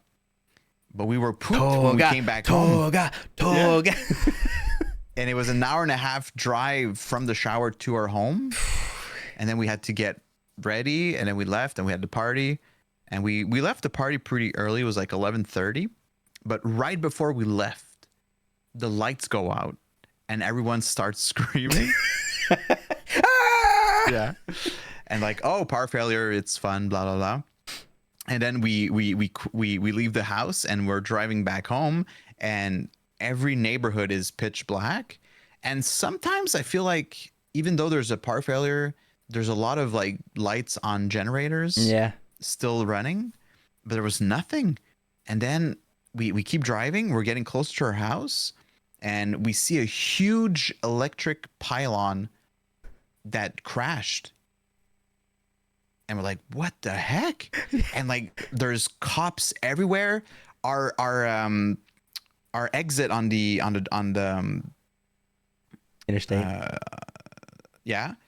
Was blocked. So we're like, how do we get home? But like, they did a big perimeter of like to make sure everyone was okay. And it was like, oh my god, like, did a pylon fall on the road? Right. And then it was insane. Like, there were so many people everywhere. People were getting out of their cars. It felt like almost like a Walking Dead moment, kind of. It's like apocalypse moment. And especially when it was starting, like you said, you're driving up, then everything is just pitch black. Pitch black. Oh, and that's like weird. when I started seeing, like, when people started getting out of their cars, I was like, is everyone okay? Like, what happened? And you would have like these rushes of like ambulances and police and back and forth. And then that is like a very Walking Dead moment. That's crazy. Or like Last of Us. Like just panic all of a sudden. You just see panic intro around. Shot of Last of Us. Yes. Where like everyone's in the car and you just see like this like pass by, you know? Yep. And you're like, uh-oh, is this the beginning of the end? Yeah, right? Should we go to Costco and get all the guns? Honestly, one of the first, well, we had this discussion. If there was a zombie apocalypse, would we go to Costco or not first? Or would everyone have the idea to go there? That's your first thought, to go to Costco? Maybe. But we don't have guns here in stores, so yeah. I don't know where we would go. Anyways. Better build a spear or something. I don't know. Oh, that's what you would do? I don't know. No, I'm just saying, if you don't just imagine everyone run like emptying like these malls and everything, and you're like in the forest doing your little sharpening my wood spear, yeah. And there's just someone that comes beside you and has like 1,000 weapons. Like, here, take one. Here, have one. No, I'm good. I got my spear. Yeah. You don't even accept it. Yeah. So anyways, we find a detour and we find a way to get home, but it's still pitch black in our area as well. And so like a lot of neighborhoods were affected. A lot of cities were affected because we weren't in the same city as where the party was, and everyone was affected. Keep in mind, guys, when he's talking pylon, when he first told me this yesterday too, I was thinking, just like a normal like electrical pole, just a 1 foot diameter, straight up electrical pole that just got hit and kind of power went out. No, he's talking. He was streaming, by the way. Yeah, he's talking like one of those big giant like metal tower, like huge pylons, like and then one of our other friends found pictures online, and it's insane. This thing it just crashed over. So apparently it's a kind of like a bus that crashed into it. The bus kind of it wasn't even that close to the road either, was it? Not like right next to it. Pylon is dangerously close. People were writing on Twitter like, why is this pylon so close to the road? But you wouldn't expect anything to be able to take it down, probably, though. True, but it's not. The crash didn't cut the electricity. It's the electrical company that shut down electricity as a safety measure. Safety measure. Yeah. So we went to bed. It was pitch black. Thank God it happened more like towards the end of the night. So it's like, well, we're just gonna go to bed, Yeah. And hopefully this morning we would wake up to power, and we did wake up to power. Like, they rerouted, but a lot of like Mams, she still doesn't have it. I think they got it back at like 1 p.m. now. Okay. But it was a pretty big thing, Yeah. Like, and man, when you lose power, it makes me realize how dependent we are on electricity. Oh my gosh, yes. I don't have like candles ready, and like I don't have a flashlight ready. Yeah. And he's like, my phone's at 3%. I might not be able to talk to you tomorrow. I was like, well, this might be it, Brian. This might be it. Yep. Yeah, it's so true. My first thought was like, because I've had issues with power and like fridge and stuff, like all your food in your fridge can go bad, stuff like that. Yep. It's especially in the summer, because here in Canada, if we have a power outage, we just put everything on the balcony. It's gonna stay cold in the not summertime, at least. Yeah. Exactly. Yeah. You just fridge went out, just put it outside. Honestly, yeah. So yeah. Wild. Pretty funny. It wasn't even the pylon going down. You said it was them cutting the power. as a safety measure. Yeah. I feel like the whole grid, whole area. Wow. Yeah. That's crazy. And then they were able to like reroute neighborhood by neighborhood. You know, that's probably how it works. Oh, so like, the that pylon is down. I was saying that pylon's probably not even fixed yet, huh? Exactly. Because like in my mind, I was like, wait, they're gonna have to fix the pylon. They're gonna have to bring it back up, fix whatever's broken. Yeah. For everyone to have power doesn't make sense. Yeah. But they can probably reroute. Yeah. And like ignore that one, and it's probably super well made. Yeah. I hope so. But yeah, yeah, me too. That's crazy. And you know, it's like, it's the end of the day. We're pooped. You know, like for us, it didn't affect anything, but it could have been so much worse. Like, because today, Dom, my girlfriend, has her friends over here, and imagine if like we didn't have power, like the whole food would have gone bad. Yep. She probably would have had to cancel, or at least order something. You know, like it can really change plans to not have power. Oh, absolutely. Like you said, we unfortunately are very dependent on power. Yeah. Again, it reminds you and makes you appreciate the little things. Stuff without power, you know. Appreciate the little things. So. But yeah, it was a busy weekend. It was a whirlwind. It was a whirlwind of the last couple of days. Yeah, but what about like your 4th of July? True. Yeah, like, the tradition itself. I love American traditions. Yes, yeah, exactly. So for us, 4th of July, we have our cookout. We have grilled food. We have grilled chicken. We have burgers. We have hot dogs. Yeah, honestly, I don't have. We have hamburgers and chicken, obviously, a lot, but hot dogs, for whatever reason, don't really have too much. Okay. So when summertime comes and you have cookouts for 4th of July or Memorial Day or stuff like that, you just kind of have a craving for hot dogs. I don't know, for whatever reason. And so makes sense. Yeah, it makes sense. So we have our cookouts, cookout food, and I'm trying to think what else. Potato salad. Fireworks. Yeah. Oh yeah. And we have some small little fireworks that my uncle and his brother, not my direct uncle, but his brother and they have some fireworks. We do that at night and kind of just enjoy that, and and it's especially like on the 4th of July. Usually, it's like it's a period of the year where it's in the longest days of the year. Mm-hmm. So even though it's like 9 p.m., it's still kind of light outside. Yeah. So it's like this sunset, and people like want to start the fireworks. So it's like you still see the sun, kind of. Yeah. And actually, the picture of the sky, the sun was really nice that night too. I took a quick picture of it. It was like an orange sky and everything. It was nice. Yeah, I appreciate those types of things. I love like skyline and horizon and sunset and sunrise pictures and stuff like that. So that was nice for me. But so a lot of times, and in the past too, when I was younger and my cousins' kids were younger, well, I guess we still kind of do. We play games, lawn games, bocce, ladder ball, frisbee. One year I actually had my godson and his brother and stuff. We played lacrosse and everything. I was teaching them some lacrosse and stuff. We do kinds of stuff.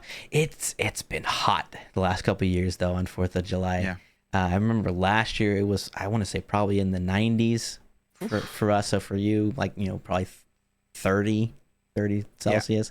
We've been getting a lot of 30 degrees days. Yeah, it's hot and all day long, even in the evening it stays 30. So yeah, it's muggy, it's hot. Yeah, exactly. And that's the thing. Like I remember, I think last year it was just very, very hot. It wasn't terribly humid, but it was very hot. But we would have cover of umbrellas or whatever, and it was okay. But as soon as you step out of that umbrella, you just like the sun just like scorching you, just like burning your skin. I love it, man. But this year it was more humid, so it was that sucks. Less enjoyable. We still went out there and I played a little bit of stuff, and it was fun. You still, have to. But like, exactly. You would regret it if you would like not go because it's too hot. But it was funny. Almost all of us that were out there playing, even if it was just bocce, which is just kind of standing there throwing, not really running too much. We came in after the game and we went in the house and we were all just laying there like, I'm just trying to get some breaths here. No, I mean, it's fine to have these moments of like, now we need some air, some Yeah. AC on her body, like some actual air, not just like breathing water, exactly with how humid it was. Very nice. There's something special about the 4th of July. Like I know that a lot of Americans hate it because like there's a streamer I follow on Twitter. He hates it because his dog gets super nervous about fireworks. Okay. And from what I understand, it's like a week-long event. Sometimes people will still pop fireworks for a whole week. Yeah. Sometimes, yeah. And it creates anxiety for dogs. Yeah. Like they legit are they think like there's a war outside and they panic. Yeah. So for a whole week it could be really rough. He was like asking for like what type of comments, so like something that would relax the dog. Yeah. Right. It can get really bad, but yeah, there's Well, I love watching like YouTubers vlogs about their day on the 4th and what they did. And yeah, that's how. Like that's why I keep saying like I'm an American. You just appreciate the other events, other cultures, man. It's awesome. Yeah. I live vicariously through your through other people, your celebrations. Yeah. No, for sure. That's awesome. And are you one of those people that will like seeing other people's fireworks videos? No. Okay. Okay, that stays true then. That's another one of those running jokes. It's like people that record fireworks. And then they're like, why are you like, why are you sharing this? Nobody wants to see your fireworks video. Just guys, don't record fireworks. Don't record a musical event. Enjoy it. Yeah. Like if you want to record a snippet for a story, like a 15-second snippet to remember or something, one song, but like people are going to hold out their phones for the whole fireworks ceremony or the whole concert. Like enjoy the moment. Yeah. I love taking pictures of events and parties, like, yeah, for sure. But don't do the whole event filming or pictures. I could kind of understand like a parent recording a play or something like that of their kid when they're young. Yeah. But at the same time, yeah, like the people that sit there with like their iPad, like their whole big iPad too, just like sitting there going like this recording in the crowd. It's kind of obnoxious. But again, I kind of understand you're trying to record it for memento for as a memento or just a memory. But that's the thing, whatever. like when are you going to rewatch the whole school play? Yeah. Like a good example, Nate graduated from kindergarten and they worked on 3 songs. They sang 3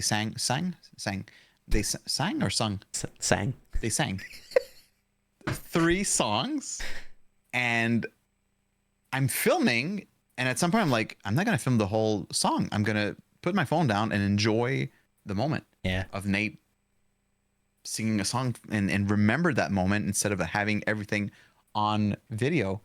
But I do have a video of every song, but it was like I have like a small 30-second snippet. Yeah, because you're going to show it to them when they're older. They're not going to really care. If you really think about it.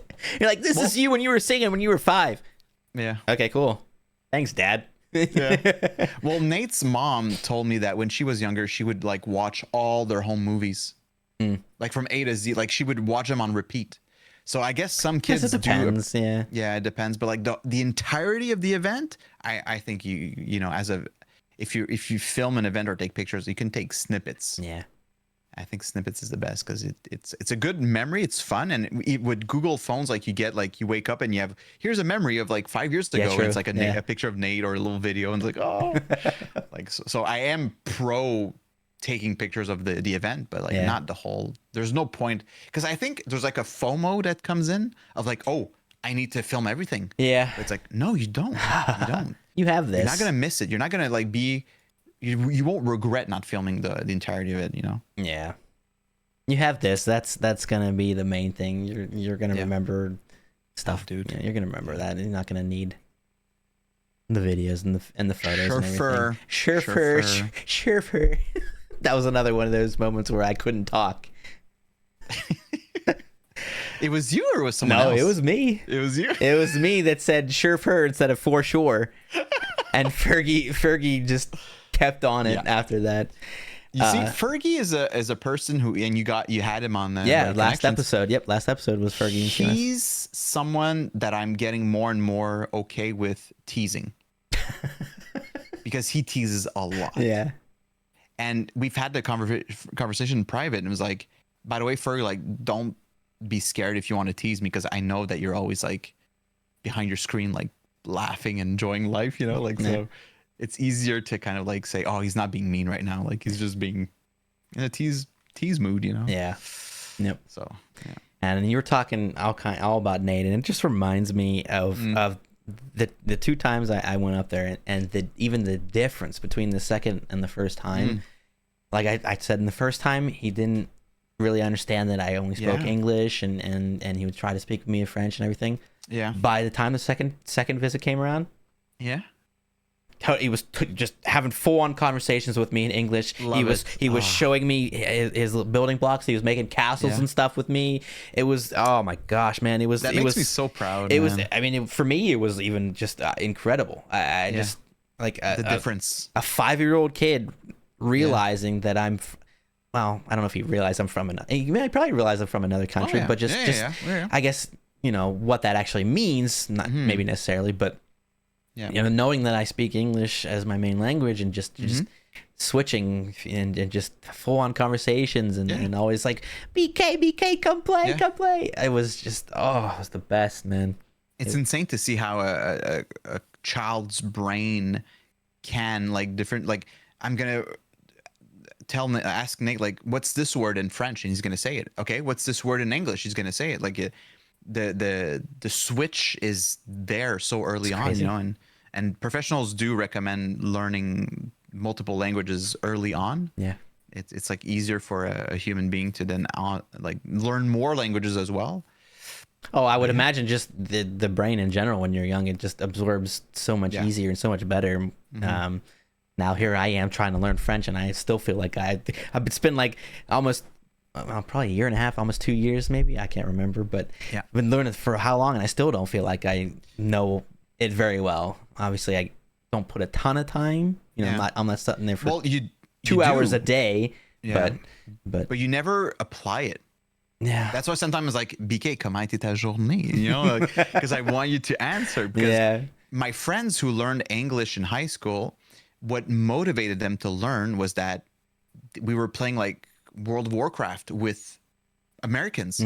We were doing a raid with Americans, and my friend Jean-Luc, he had to learn English in order to communicate because he was the raid leader.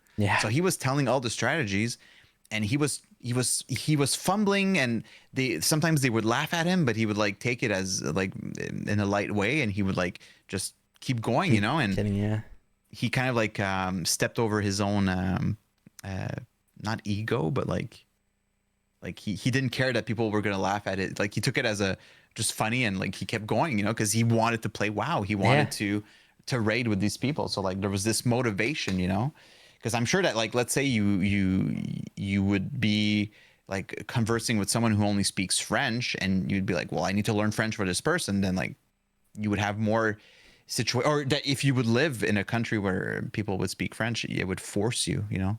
It's like if you would send me to Japan versus doing Duolingo, learning Japanese, I would probably learning Japan. Learning Japan. Learning Japan on Duolingo. The entire country. It's absolutely different. To learn it via a lesson versus applying it, like you said. It's for sure. And Nate, with his school, he does from September to December. He has a French teacher. They come back from Christmas break, and it's an English teacher till the end of the year. Oh, yeah. So they switch classes, but not every school here in Quebec does this. Yeah, it's that type of school. Wow. There's not a lot, and the reason why Nate can go to that school is because his mother went to an English school. So that's weird, but like it gives you the right for your kid to go to an English school if you went to an English school. Okay. Because I went to a French school, so he wouldn't be able to be at that school if it was just for me. Yeah. If it's just from me. Huh. So yeah. It's weird. They do things weird there. Not kidding. Yeah, they sometimes have weird rules. It's honestly it's a cool rule.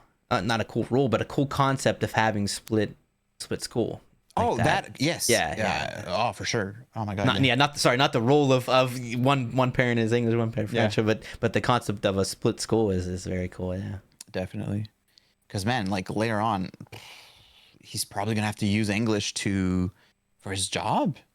It opens up so many possibilities. Yeah. He would be able to work. Because even in Canada, Quebec is very French. Well, you've probably had other guests who talked about it, but like the rest of Canada is not that much all about French. You know, like you go in another province in Canada and it's all English. You know. Yeah.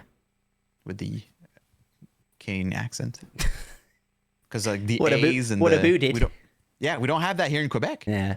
You like, let's say you would want to laugh at us, you would do that accent, that those like whatever stereotypical jokes, and we'd be like, it's not us. I never do that. Like, yeah, no, it's not us. But it's the rest of Canada. Yeah, that's one thing that I have learned that you guys say a lot is that a lot of people there in Quebec kind of consider yourselves separate from Canada.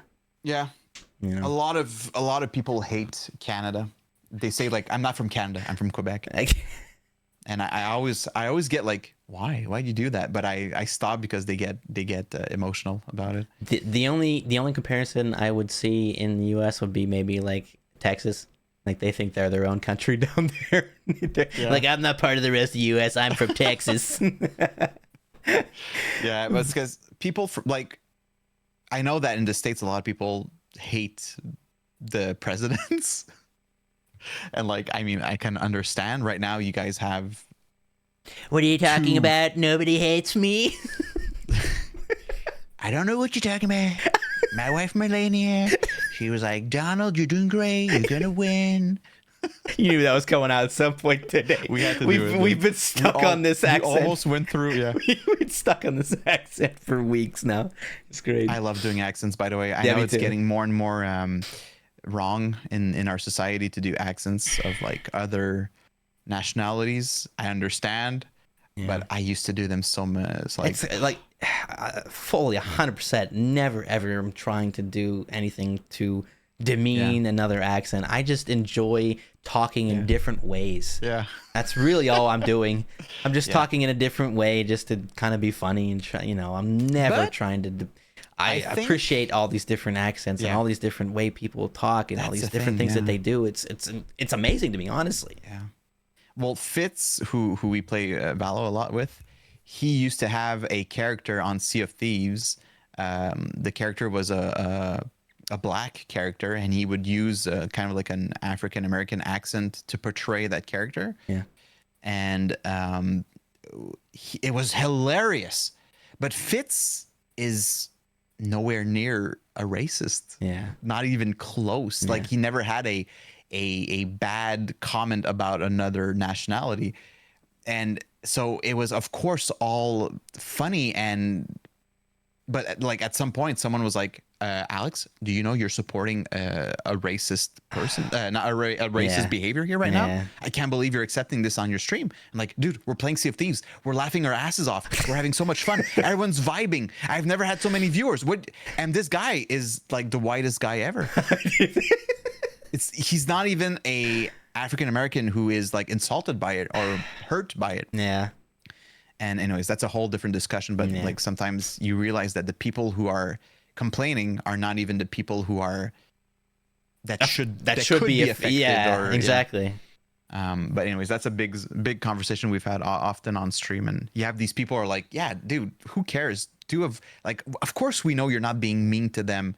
And then you have people saying like, yeah, but someone could tune in and be hurt by the fact that you're laughing at their accent or their nationality or their, Yeah. Man. But yeah, it's you're never gonna be able to please everyone. That's just simply the way it is. But I am down for adapting. Like, a good example, The Simpsons kind of like retired Apu, who was the Quickie Mart, the owner of the Quickie Mart. Okay. Because he was played by an American actor and he was portraying a Indian accent. Okay. So they kind of like phased him out, if you will. And a lot of cartoons now, let's say there's a black character. Sometimes that black character was played by a white actor, and they mid season or mid show they would Change. switch to a African American actor Yeah. to better represent, or at least like respect, like, hey, this person is black, let's hire a black actor. Yeah. We're gonna help hire actors who fit the role Fit the better, role, and at the maybe, same time we're being more what's the Inclusive. term? Inclusive. Thank Yeah. you. Yeah. Yeah. It's a very Makes interesting sense. subject, Yeah. and I grew up in the 90s. A lot of things we did as kids does not work today, Oh yeah. and I'm happy that we are adapting. Being you know, more like- more respectful of other people's feelings and just in general, how they feel about things. But I'm kind of the person that's like, respect it, but like have a little not fun with it, but just don't go crazy oversensitive with certain things too. Like we were saying with the accents, just we're getting in a very because with Twitter and people being able to express their feelings so easily. Yeah. Now it's like a show comes out and people destroy it, or a trailer comes out, people destroy it, and then the companies are like, "Oh, we're sorry, we heard you. We're gonna switch it up." But those people who complain are maybe the 1%. Yeah. Meanwhile, you have 99% of the people who are That are enjoying fine the with it. content. Yeah. Whatever it is, like video games, actor choices, whatever. Like, so yeah. Yeah, unfortunately, it's just everybody wants, and it's fine. Everybody wants their voices heard, but just a lot of times, like you said, it's just a lot of times it's complaining. It's just everybody wants to complain. Everybody wants to just say something negative about stuff, and it's unfortunate, but it happens. Yep. Oh well. Last thing I want to do before we get to a game that I have. Again, we talk about, obviously we've talked a good bit about our streams and other things we do, and just being supportive of each other. We've talked about the reaching out to people and all that kind of stuff, and I think it's, for us, for whatever reason, we've always found it easy to support each other. For me, I joined your stream, and obviously you're speaking in French, and from the start I didn't care. I didn't care that I didn't understand things. I just was happy to be there, for you to know that I was there. And eventually that's awesome. And eventually people started to kind of realize who I was, and then I only speak English, and they would start to include me and actually speak to me in English and stuff. And it to this day, it still kind of baffles me, it's crazy to think, because you never in the past really had anybody that would speak. I mean, even if you did, somebody pop in, they would say something in English, maybe you kind of respond, but they didn't really stay and have actual conversations or anything, right? Exactly. Yeah. Which is also one of my biggest question marks of like, if I would have to redo my Twitch career, would I start in English? Because most of my viewers, they would very well understand. Oh my God, I sound like Trump. They would very well understand. They would very well understand. They would understand. Maybe not in China. But they would probably understand, but would they stick around, or would they go for more of like a French stream? Yeah. So that's why sometimes I'm like, don't overthinking, Alex. Like, it happened this way. You've had success. Like, don't complain. Just accept it and be happy about it. But yeah, it is cool. Like let's say a good example is Matt K and Mel are two viewers that come from like the French Canadian circle, if you will, and they speak in French all the time. But when they go see you while you're streaming, they're going to write 100% in English and talk to you about their day in English. And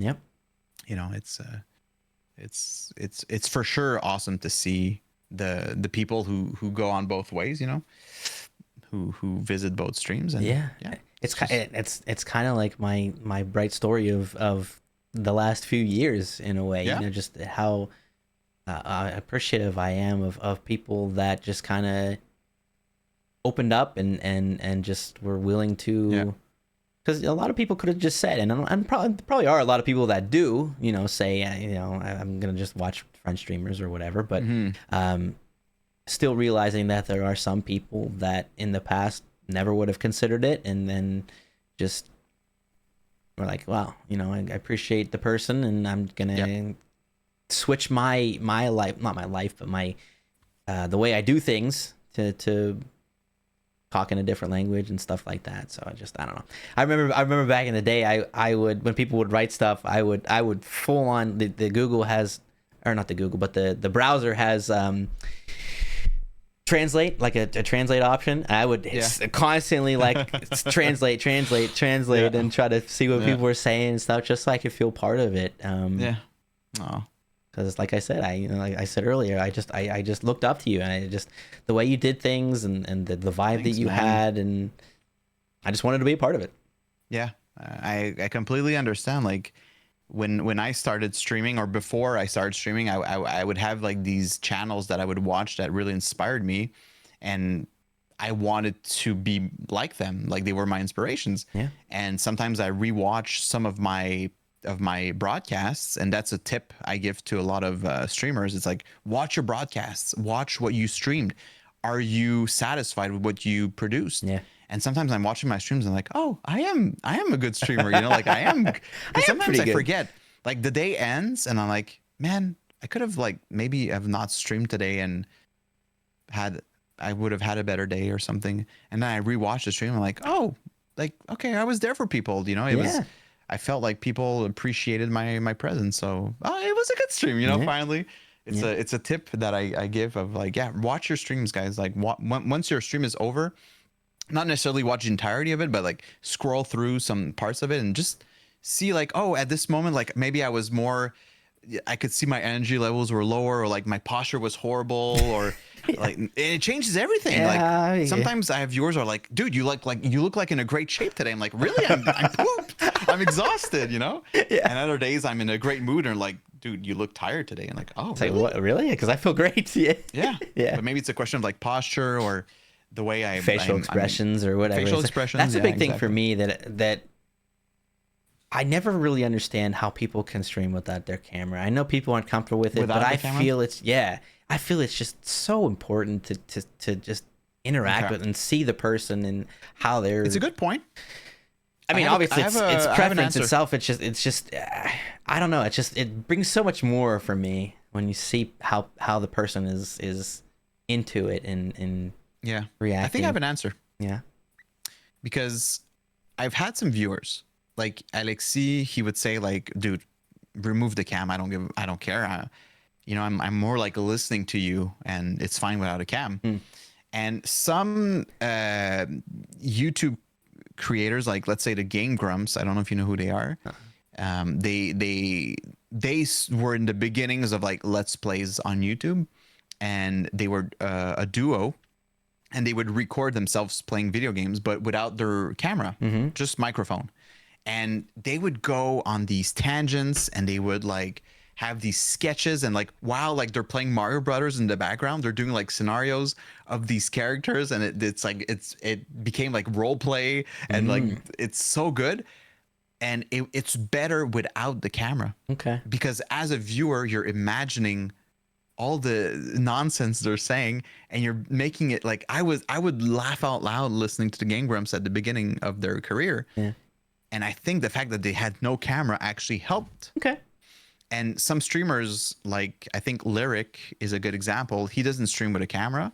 And honestly, I feel like it's kind of like the mystery. Better. It's like you're like almost like reading a book kind of thing. Like you're imagining what. Okay.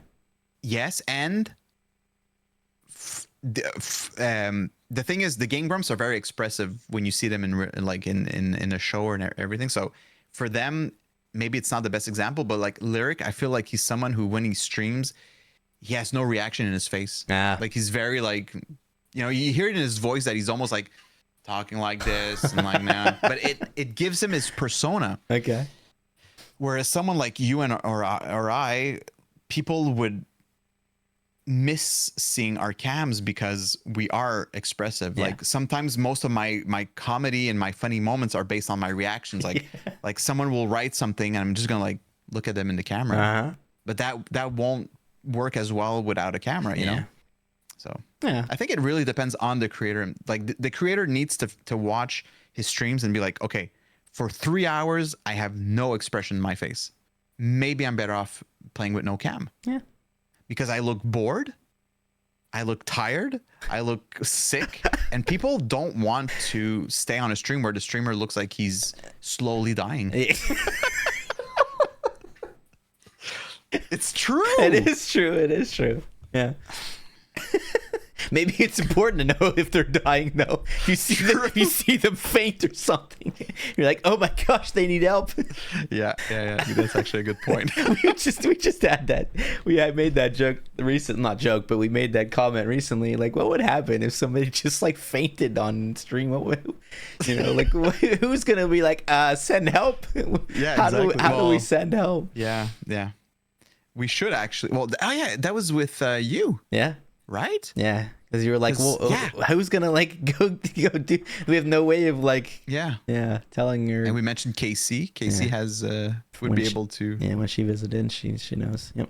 To fly over, come pick you up in her jet. Yeah, in her airplane. She's like, guys, we need to make a detour. Yeah. Head to Pittsburgh. Dude. Oh, wow. But and I mean, just again enjoying and just finding my way into your life and then you as well with me. Obviously, you talked about earlier with the just the routine being a part of your day. But I mean, you've helped me so much too, obviously with the advice and everything too. But the helping, I'm not always the best technical person, not technically, like with my technology, I'm not always the best. I don't know all these ins and outs and stuff, and you were always there to help me get things set up and make sure my equipment's working well. And so I just appreciate that too, man. BK, you need to know, every night I still pray for the moment where you're gonna raise up your camera so we can see who you're spectating when you're dead in Valorant. Oh, all right, fine. I'm gonna do it after this. Yay! Yeah. All right, fair enough. I was watching yesterday. I was like, who is he watching? I can't believe is he on? Yeah. All right, fair enough. And the thing is, you wouldn't even have to like crop, because your placement, like just put it higher, is going to be between the map and the name of the person who you're spectating. Okay. I shall get it done, sir. But yeah, dude. Sometimes like I tune in on a Twitch stream of whoever, and like there's so many things like I would want to change, but I've learned to let it go. And but sometimes the person's like, "Oh, thank you for telling me." Like I didn't know. You never. I know you have to find that. You have to find that ground. Like, can I say something to maybe you just maybe you ask first. You say, "Hey, would you be okay if I suggested something?" But true, that's a good way of actually like that's something I learned in the past years, is the approach. Like I have like, hey, could I just asking, like, can I give you a compliment? Can I give you a honestly, like sometimes people have been banned on Twitch for telling someone that they like, hey, you're looking really nice today.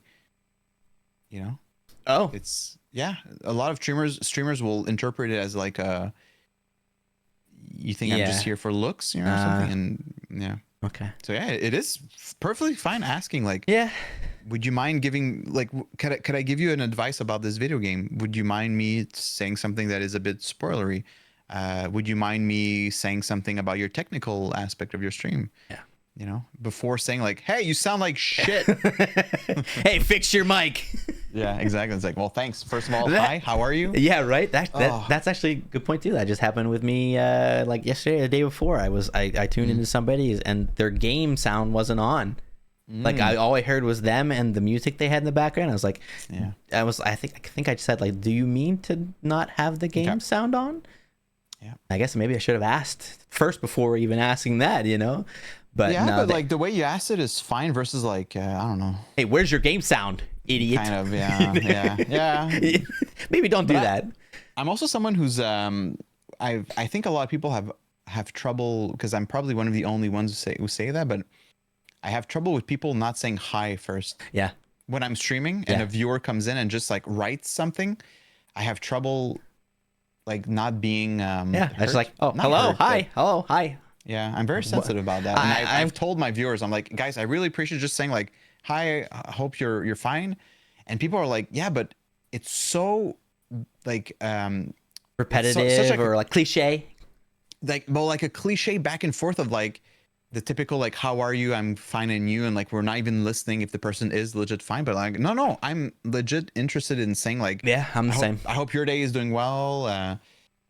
And you know, like thank you for asking me as the streamer like how is my day going, and I'm like, I do appreciate it. Like it doesn't get old. No, I'm 100% with you. I do appreciate that too. And it is very weird when people will just pop in and just like start talking about something. Or doing or whatever, and it's just like, oh, hi, hello, you know, you just got where'd you come from, and why are we in the middle of conversation? Can we start from the beginning, please? Like I think Nick did that recently. Just came in my stream and wrote in capital letters, "We got the house!" And it's like, I'm super happy for you. Holy shit! Can you say hi first? It's a huge moment for you. Huge. Can you just say hi? Like, I have some great news. Like, just you know, foreplay.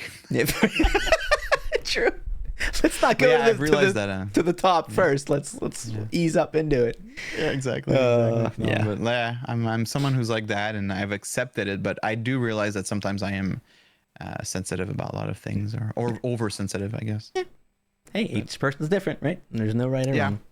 But I think what's important is that you figure out why am I sensitive about this, and how to better communicate. Like, hey guys, by the way, I like it when you come say hi, how are you, versus just saying something. Mm-hmm. For me, it makes it like such a more of like an opening exchange of like, oh man, nice to see you, versus like, oh yeah, you got a new house, cool. I'm fine, by the way. Yeah. Like, or like, I'm doing horrible, by the way, you know. Yeah. Yeah. Asking goes a long way. You know, just agreed. Anything. You people just were like sitting there just like, I would like to do this, or I'd like to play with the person or whatever, and just ask. Yeah. It doesn't hurt to ask. But, yeah. All right. I've got a game that we're going to do before we do this, then we do our bright stories, and it's another successful episode. But dude, I still don't have my bright story. Uh-oh. I have a few in mind, but like I want something more specific. I got you. Maybe you'll be able to help me. Yeah, sure. All right, so I sent you a link. This is a game we're going to do. How long have we been recording? We are at close to 2 hours. Okay. Yeah, it doesn't seem like it, does the it? The couch guy is in traffic, by the way. Oh. He's supposed to arrive at like 4. Okay. All right. Anyways. All right. The couch guy. Yeah, I sold one of my couches and. Yep. So this is a game called Mad Libs. You guys may know it from other, people or whatever. Life. From life, exactly. So basically, it's a story where you fill in nouns and verbs and stuff in a random place in the story, and then you read it after, and it's just ridiculous. So I picked one that I'm gonna do from getting Alex's input, and then he's gonna do the same for me. So which one did I do? Shoot. Just make sure we don't do the same one. I think I did the It's About Time one. Yeah. Okay. All right. Perfect. Plural noun.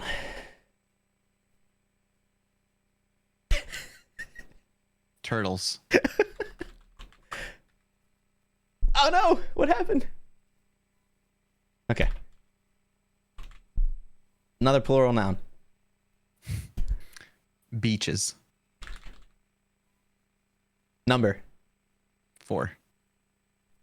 Another plural noun. Presidents. Noun. A lot of nouns. Jeez. Barbecue. Is it a noun? Yeah. A barbecue. Yeah. Noun. Another one? Yeah. Burger. Oh. Noun.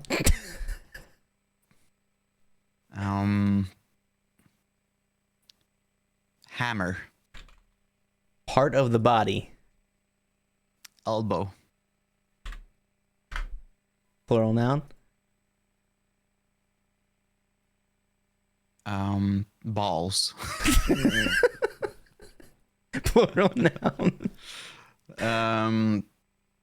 Lights. Plural noun. Rings. Part of the body. Fallopian tube. I don't even know how to spell that. That's how bad. F-E, I think. No, I don't know. Close enough. I think It's a F-A-L-L-O. F-A-L-L-O. Okay. E-I-A-N. E-I-A-N. Yeah. Fallopian. Oh, What's wrong? I don't What's think wrong? the E. No E. Did I say E? I Yeah. meant I. Okay. Good enough. I knew what it meant. Yeah. Part of the body. Again? Yeah.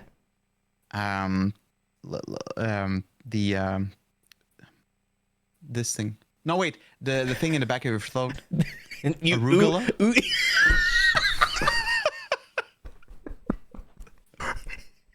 Uvula? Uvula, yeah, whatever. Uvula? Whatever it's called. Urethra? Arugula. It's close. You know, the leafy vegetable. Exactly. And last noun. Neighbor. Oh, man. This is going to be great. I can tell already. All right. Here is Alex's It's About Time story.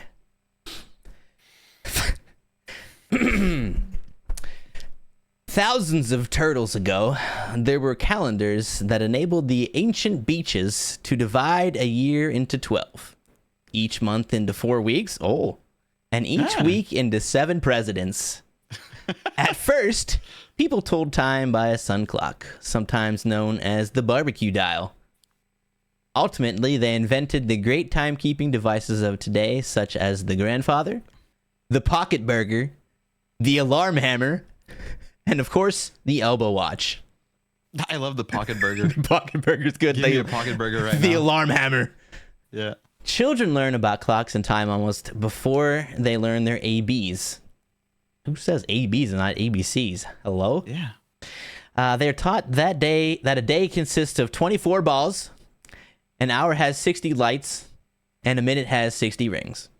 Nice. By the time they're in kindergarten, they know if the big fallopian tube is at 12 and the little uvula is at 3. Yes. It's perfect. And it's about kids, of course. It has to be wrong.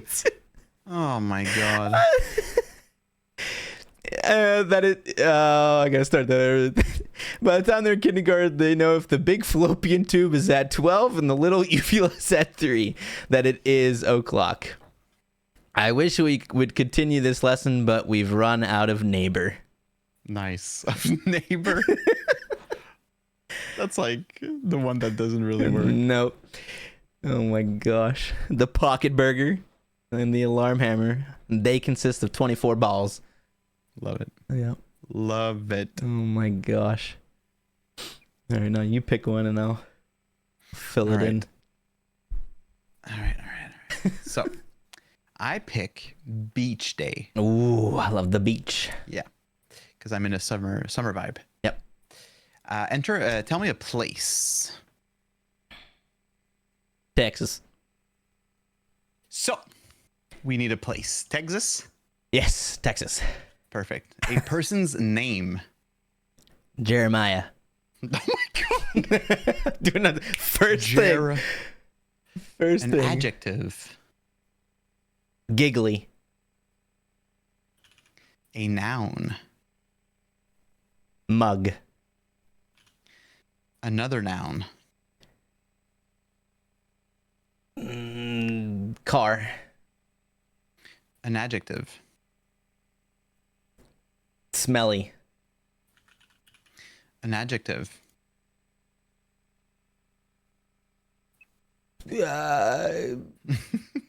Bright.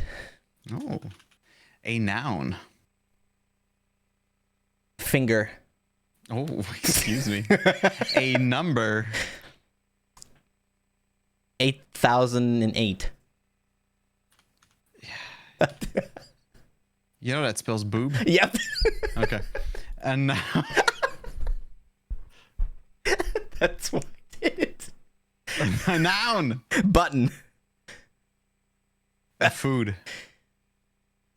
Just food. Coleslaw. Oh my god. Coleslaw? Yeah. A verb.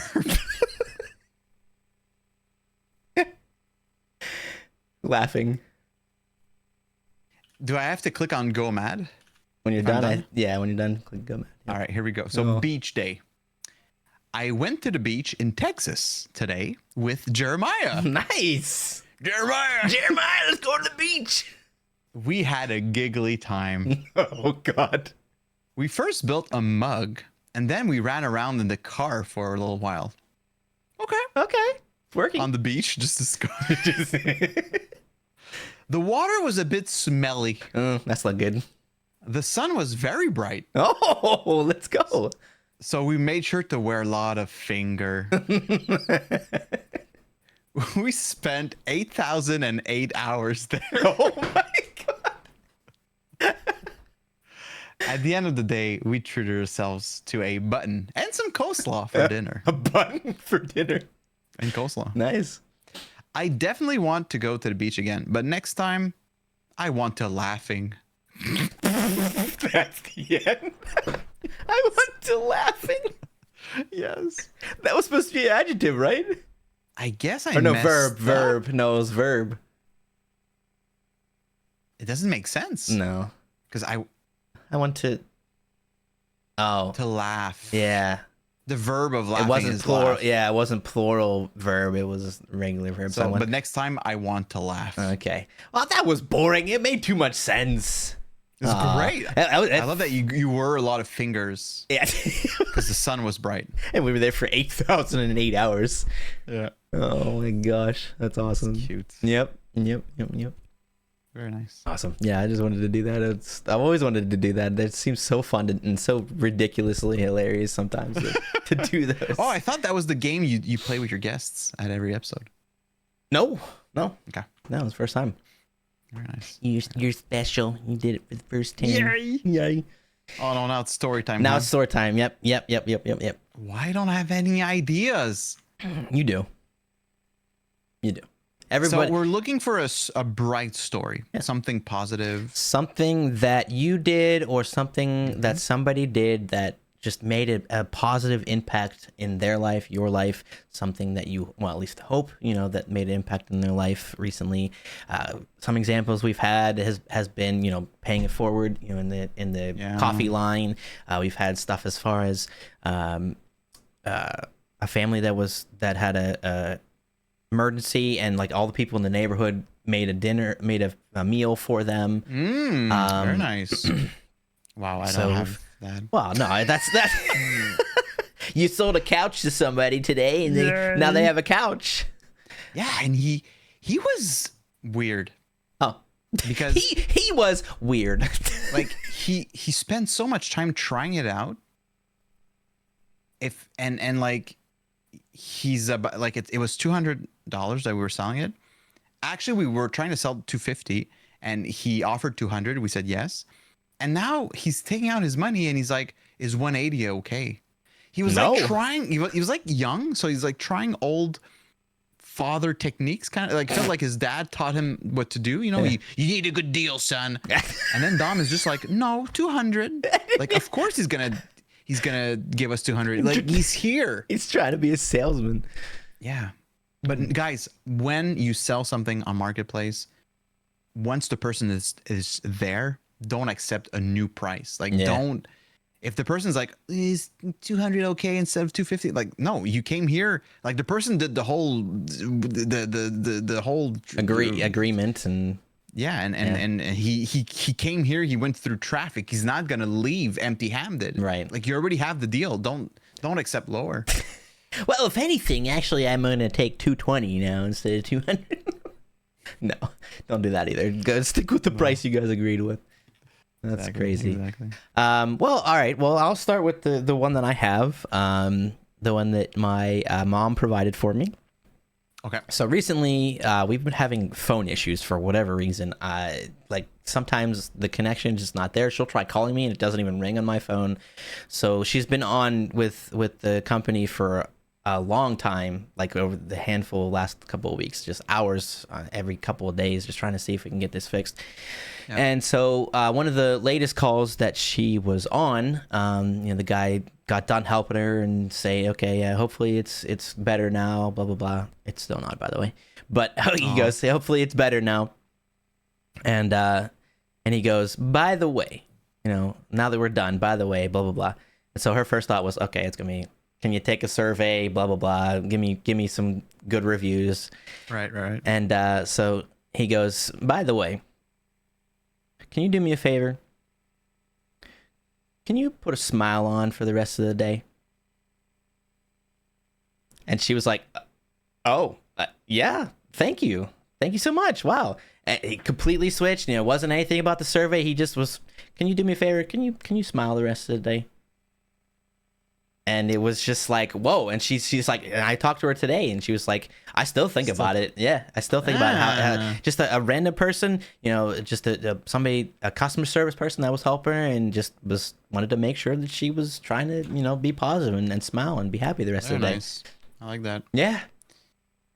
At first I was like, did he ask her like, can you do me a favor? Can you fucking smile once? Like, sorry for the F word, but like I was like, can you just be happy for once? Yeah. Oh no. Like, but yeah. It was more just. Can you put a smile on? Have a good day today. Yeah. Basically, have a good day today. It was basically what he was trying to say. Yeah, just enjoy your day and smile. Can you just smile already? Yeah.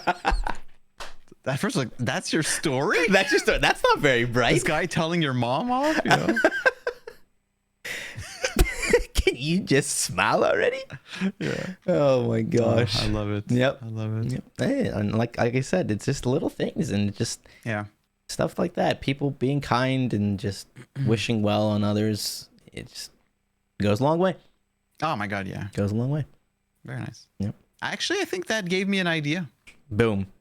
It's not the same thing at all, but like it started my spark and I got the idea. And that's also the goal of these bright stories. It's inspiration, guys. It's you see an example of it, you hear a story about it, and it's just like, oh, I can do something like that, or oh, I've done something like that recently. Well said. And that's another thing too, is like I think that a lot of people do things like this. They do nice things just without even realizing, and they don't recognize it. They don't appreciate themselves for doing it. Oh, I did this the other day and it wasn't anything, but it was. It was something. It made a difference. Oh my God, yeah. So for sure. Yeah. Very nice. All right, what's your story? Come on, hit me with it. We have Dom and I have a friend. She was going through a hard time. She did like a cool concept on Twitch where for like the whole week it was about cyberbullying, and they organized a bunch of streamers that would do activities on like making sure that people knew what was cyberbullying and how resources of how to like get help and everything. And she worked really hard on that whole week, the preparation, and once the week ended and that everyone had done like their activities and their streams, she like crashed really badly. And she apparently she had trouble like getting out of bed and for like very long, like for many weeks. And I think she's still not at 100%, which is really sad. And she's our age. And at one evening, Dom and I were like, hey, we should like send her like just a care package. So we went on Amazon and we picked out like a candle, a pajama, like a PJ, and I think like a mug for like her, because she loves tea. So just like we sent it, and she received it at her front door, and she was like, "Oh my god!" And like just it, it like we had the hesitation of like, is it worth it? But like, yeah, it's worth it. It's worth it. The person appreciated it. Yep. And like at some point I was like, is it the right is it the right pajama? Is it the right mug? Is she gonna like the color? Yeah. And I think that she didn't even care about like any of that. Just the fact that she got a care package. And it made me realize like the idea of making care packages for people who mentioned like that they're not feeling good or something, it can really change Oh their, my gosh, yeah. it can really affect like in a positive way, just that little thing of like, we're thinking about you, and you're not alone in this. Yeah. It can change a lot. Yep. So yeah, that's something we did a few weeks ago, and I'm happy we did it. Yeah. Because like it's easy to just go like, nah, she won't appreciate it, moving on, and you never get back to it. But the fact that we actually did do it, Yeah. took the time to do it and send it. That's very similar to what we were talking about earlier with just the reaching out, just asking people with communication, are you doing okay? But this is kind of a little bit step forward and a little bit step above. It's a tangible item. Every time they're going to use that mug or put on those PJs, they're going to think, oh wow, I have two great friends that thought about me when I was down. Yeah. Even years down the road when she's hopefully fine, everything's great and she's loving life and everything's good, and she's gonna look at that and she's like, wow, when I needed somebody, they were there for me. Yeah. And so it's something that's gonna last. Yeah. Just for one simple action. But like sometimes sometimes I have like trouble like talking to someone and helping them like brighten up their mood or something. Like via Facebook, sometimes like I feel like I don't have the right approach. So that's why like I feel sometimes just, I don't know, gifting like a Steam game, or if you have their address, shipping like a dessert to their house, like who doesn't like dessert? Yeah, or literally a meal, if you have the money. Yeah. You can, you ship them a Subway or something, and like it can really like, hey, like I haven't heard about you in a while. Or perhaps you were concerned about that person not eating enough. I don't know, whatever Yeah, it is. it's true. Like you hear about somebody that's just working like a crazy ton of hours, or just not, you haven't heard from them in a while and they think they're just busy. Yeah, like you said, maybe they're just not taking the time for themselves to get a good meal or what. Yeah, absolutely. Or like, hey, what about like we take an evening, we play this video game together, and you gift them the game, Yeah. Like sometimes we have little games at like $7, and Dom just gifted like girl Alex like Chained Together so that we could play with her, and like it's not a lot, but like the person appreciates the fact that, hey, you want to play with me and you're gifting me the game so we can play. That's so nice. Yeah. Yep. So I feel like sometimes we're too concerned about like the actual value of the item, so it makes it so that we don't go through it with it, but it's more should the just action. do it, It's just the action. Yeah, the action. It's exactly. the thought. It's you go back to the common phrase. It's the action or the thought that matters. The thought that matters. Yeah, for sure. Yeah. So yeah, it shows so much when you think about other people, and they realize it, or they appreciate it more than people realize. So don't hesitate so much, guys. If you're thinking about somebody, you're concerned about somebody, do something for them. For sure. Sure. All right, that was an amazing way to end. Super fun, super thoughtful, super incisive. I don't think that's a word, but insightful. Ah, look at that. Very good. American. Very good. American. I got shipped on a boat. American. Got shipped in a crate on a boat. Oh, imagine. No, I really appreciate it, man. Like you're a great host. You're an amazing host, and like I feel like you're an amazing content creator. Like you're one of the, like last year I got my Twitch summary and you were my most watched streamer. Like I've always believed in you, and I know like sometimes it can get tough because we're not satisfied with statistics, or at least like we're not satisfied with like an empty chat, and we're like, man, why are we doing this? But yeah, I hope you'll continue, because you do it well. You know, you're always like there listening for people, like whenever they open up while you're playing Valorant, which is like a game that requires A lot of attention. focus. Yeah. You know, like sometimes it goes to the detriment of the game, the match, but People are more yeah, important. you're here for people. You know, People like, are more important than the game. As much as I want to drive and Yeah. do better in the game, people will come first. Yeah. But yeah, I hope you'll continue, man. Like, I don't know where you are in terms of everything, the podcast, Twitch, side projects, you know, but like, I think it's awesome Uh-oh. You're cutting to see out. people coming home from work, being excited to like start something, you know, because so many people. Oh, really? Yeah, You you still hear were. Yeah, I was losing you for a second there. Am I back? Yes. I was just saying that, like, so many times, like, people come home from work and they knew nothing of their evenings. You know, like my parents, they would watch TV all evening, and you know, like, it's nice to see people come home from work and continuing with a new project like Twitch or art, whatever it is. Like, so Yeah. I hope that you will, like, whatever you want to do, I hope you don't get discouraged, because you do offer something really special. Thank you. And yeah, you do touch a lot of people's lives. Thank you, man. Like, I know it doesn't always feel like it. You know, I have that same feeling sometimes. Yeah. I end a stream, I'm like, man, but you know, people are there. People are listening. People are watching, lurking, gaming on their own, listening to your voice, being in the bathroom, listening to their streamer while their son is Your son is bathing. yelling in the shower. Papa, I want to get out now. No, Not yet, please. but yeah. Oh, that's amazing. Thank you very much. I appreciate that. I really do. Yeah, dude. Of course. Of course, of course. All right, guys. That'll wrap it up. Thanks again for joining me and Alex today. Was a wonderful, wonderful episode. I really appreciate everything. Thank you very much. Guys, again, be sure to go check Alex out. Amazing person, seriously. EpicJoystick on Twitch and other socials, probably all EpicJoystick as well, right? Yeah. Yep. Pretty So much. Yeah. Maybe go we check did him out, it. guys. Give him a follow. Say hey. Awesome dude. So you'll find everything here at Bright Connections on Twitter, Bright Connect, Instagram. I think Bright Connections.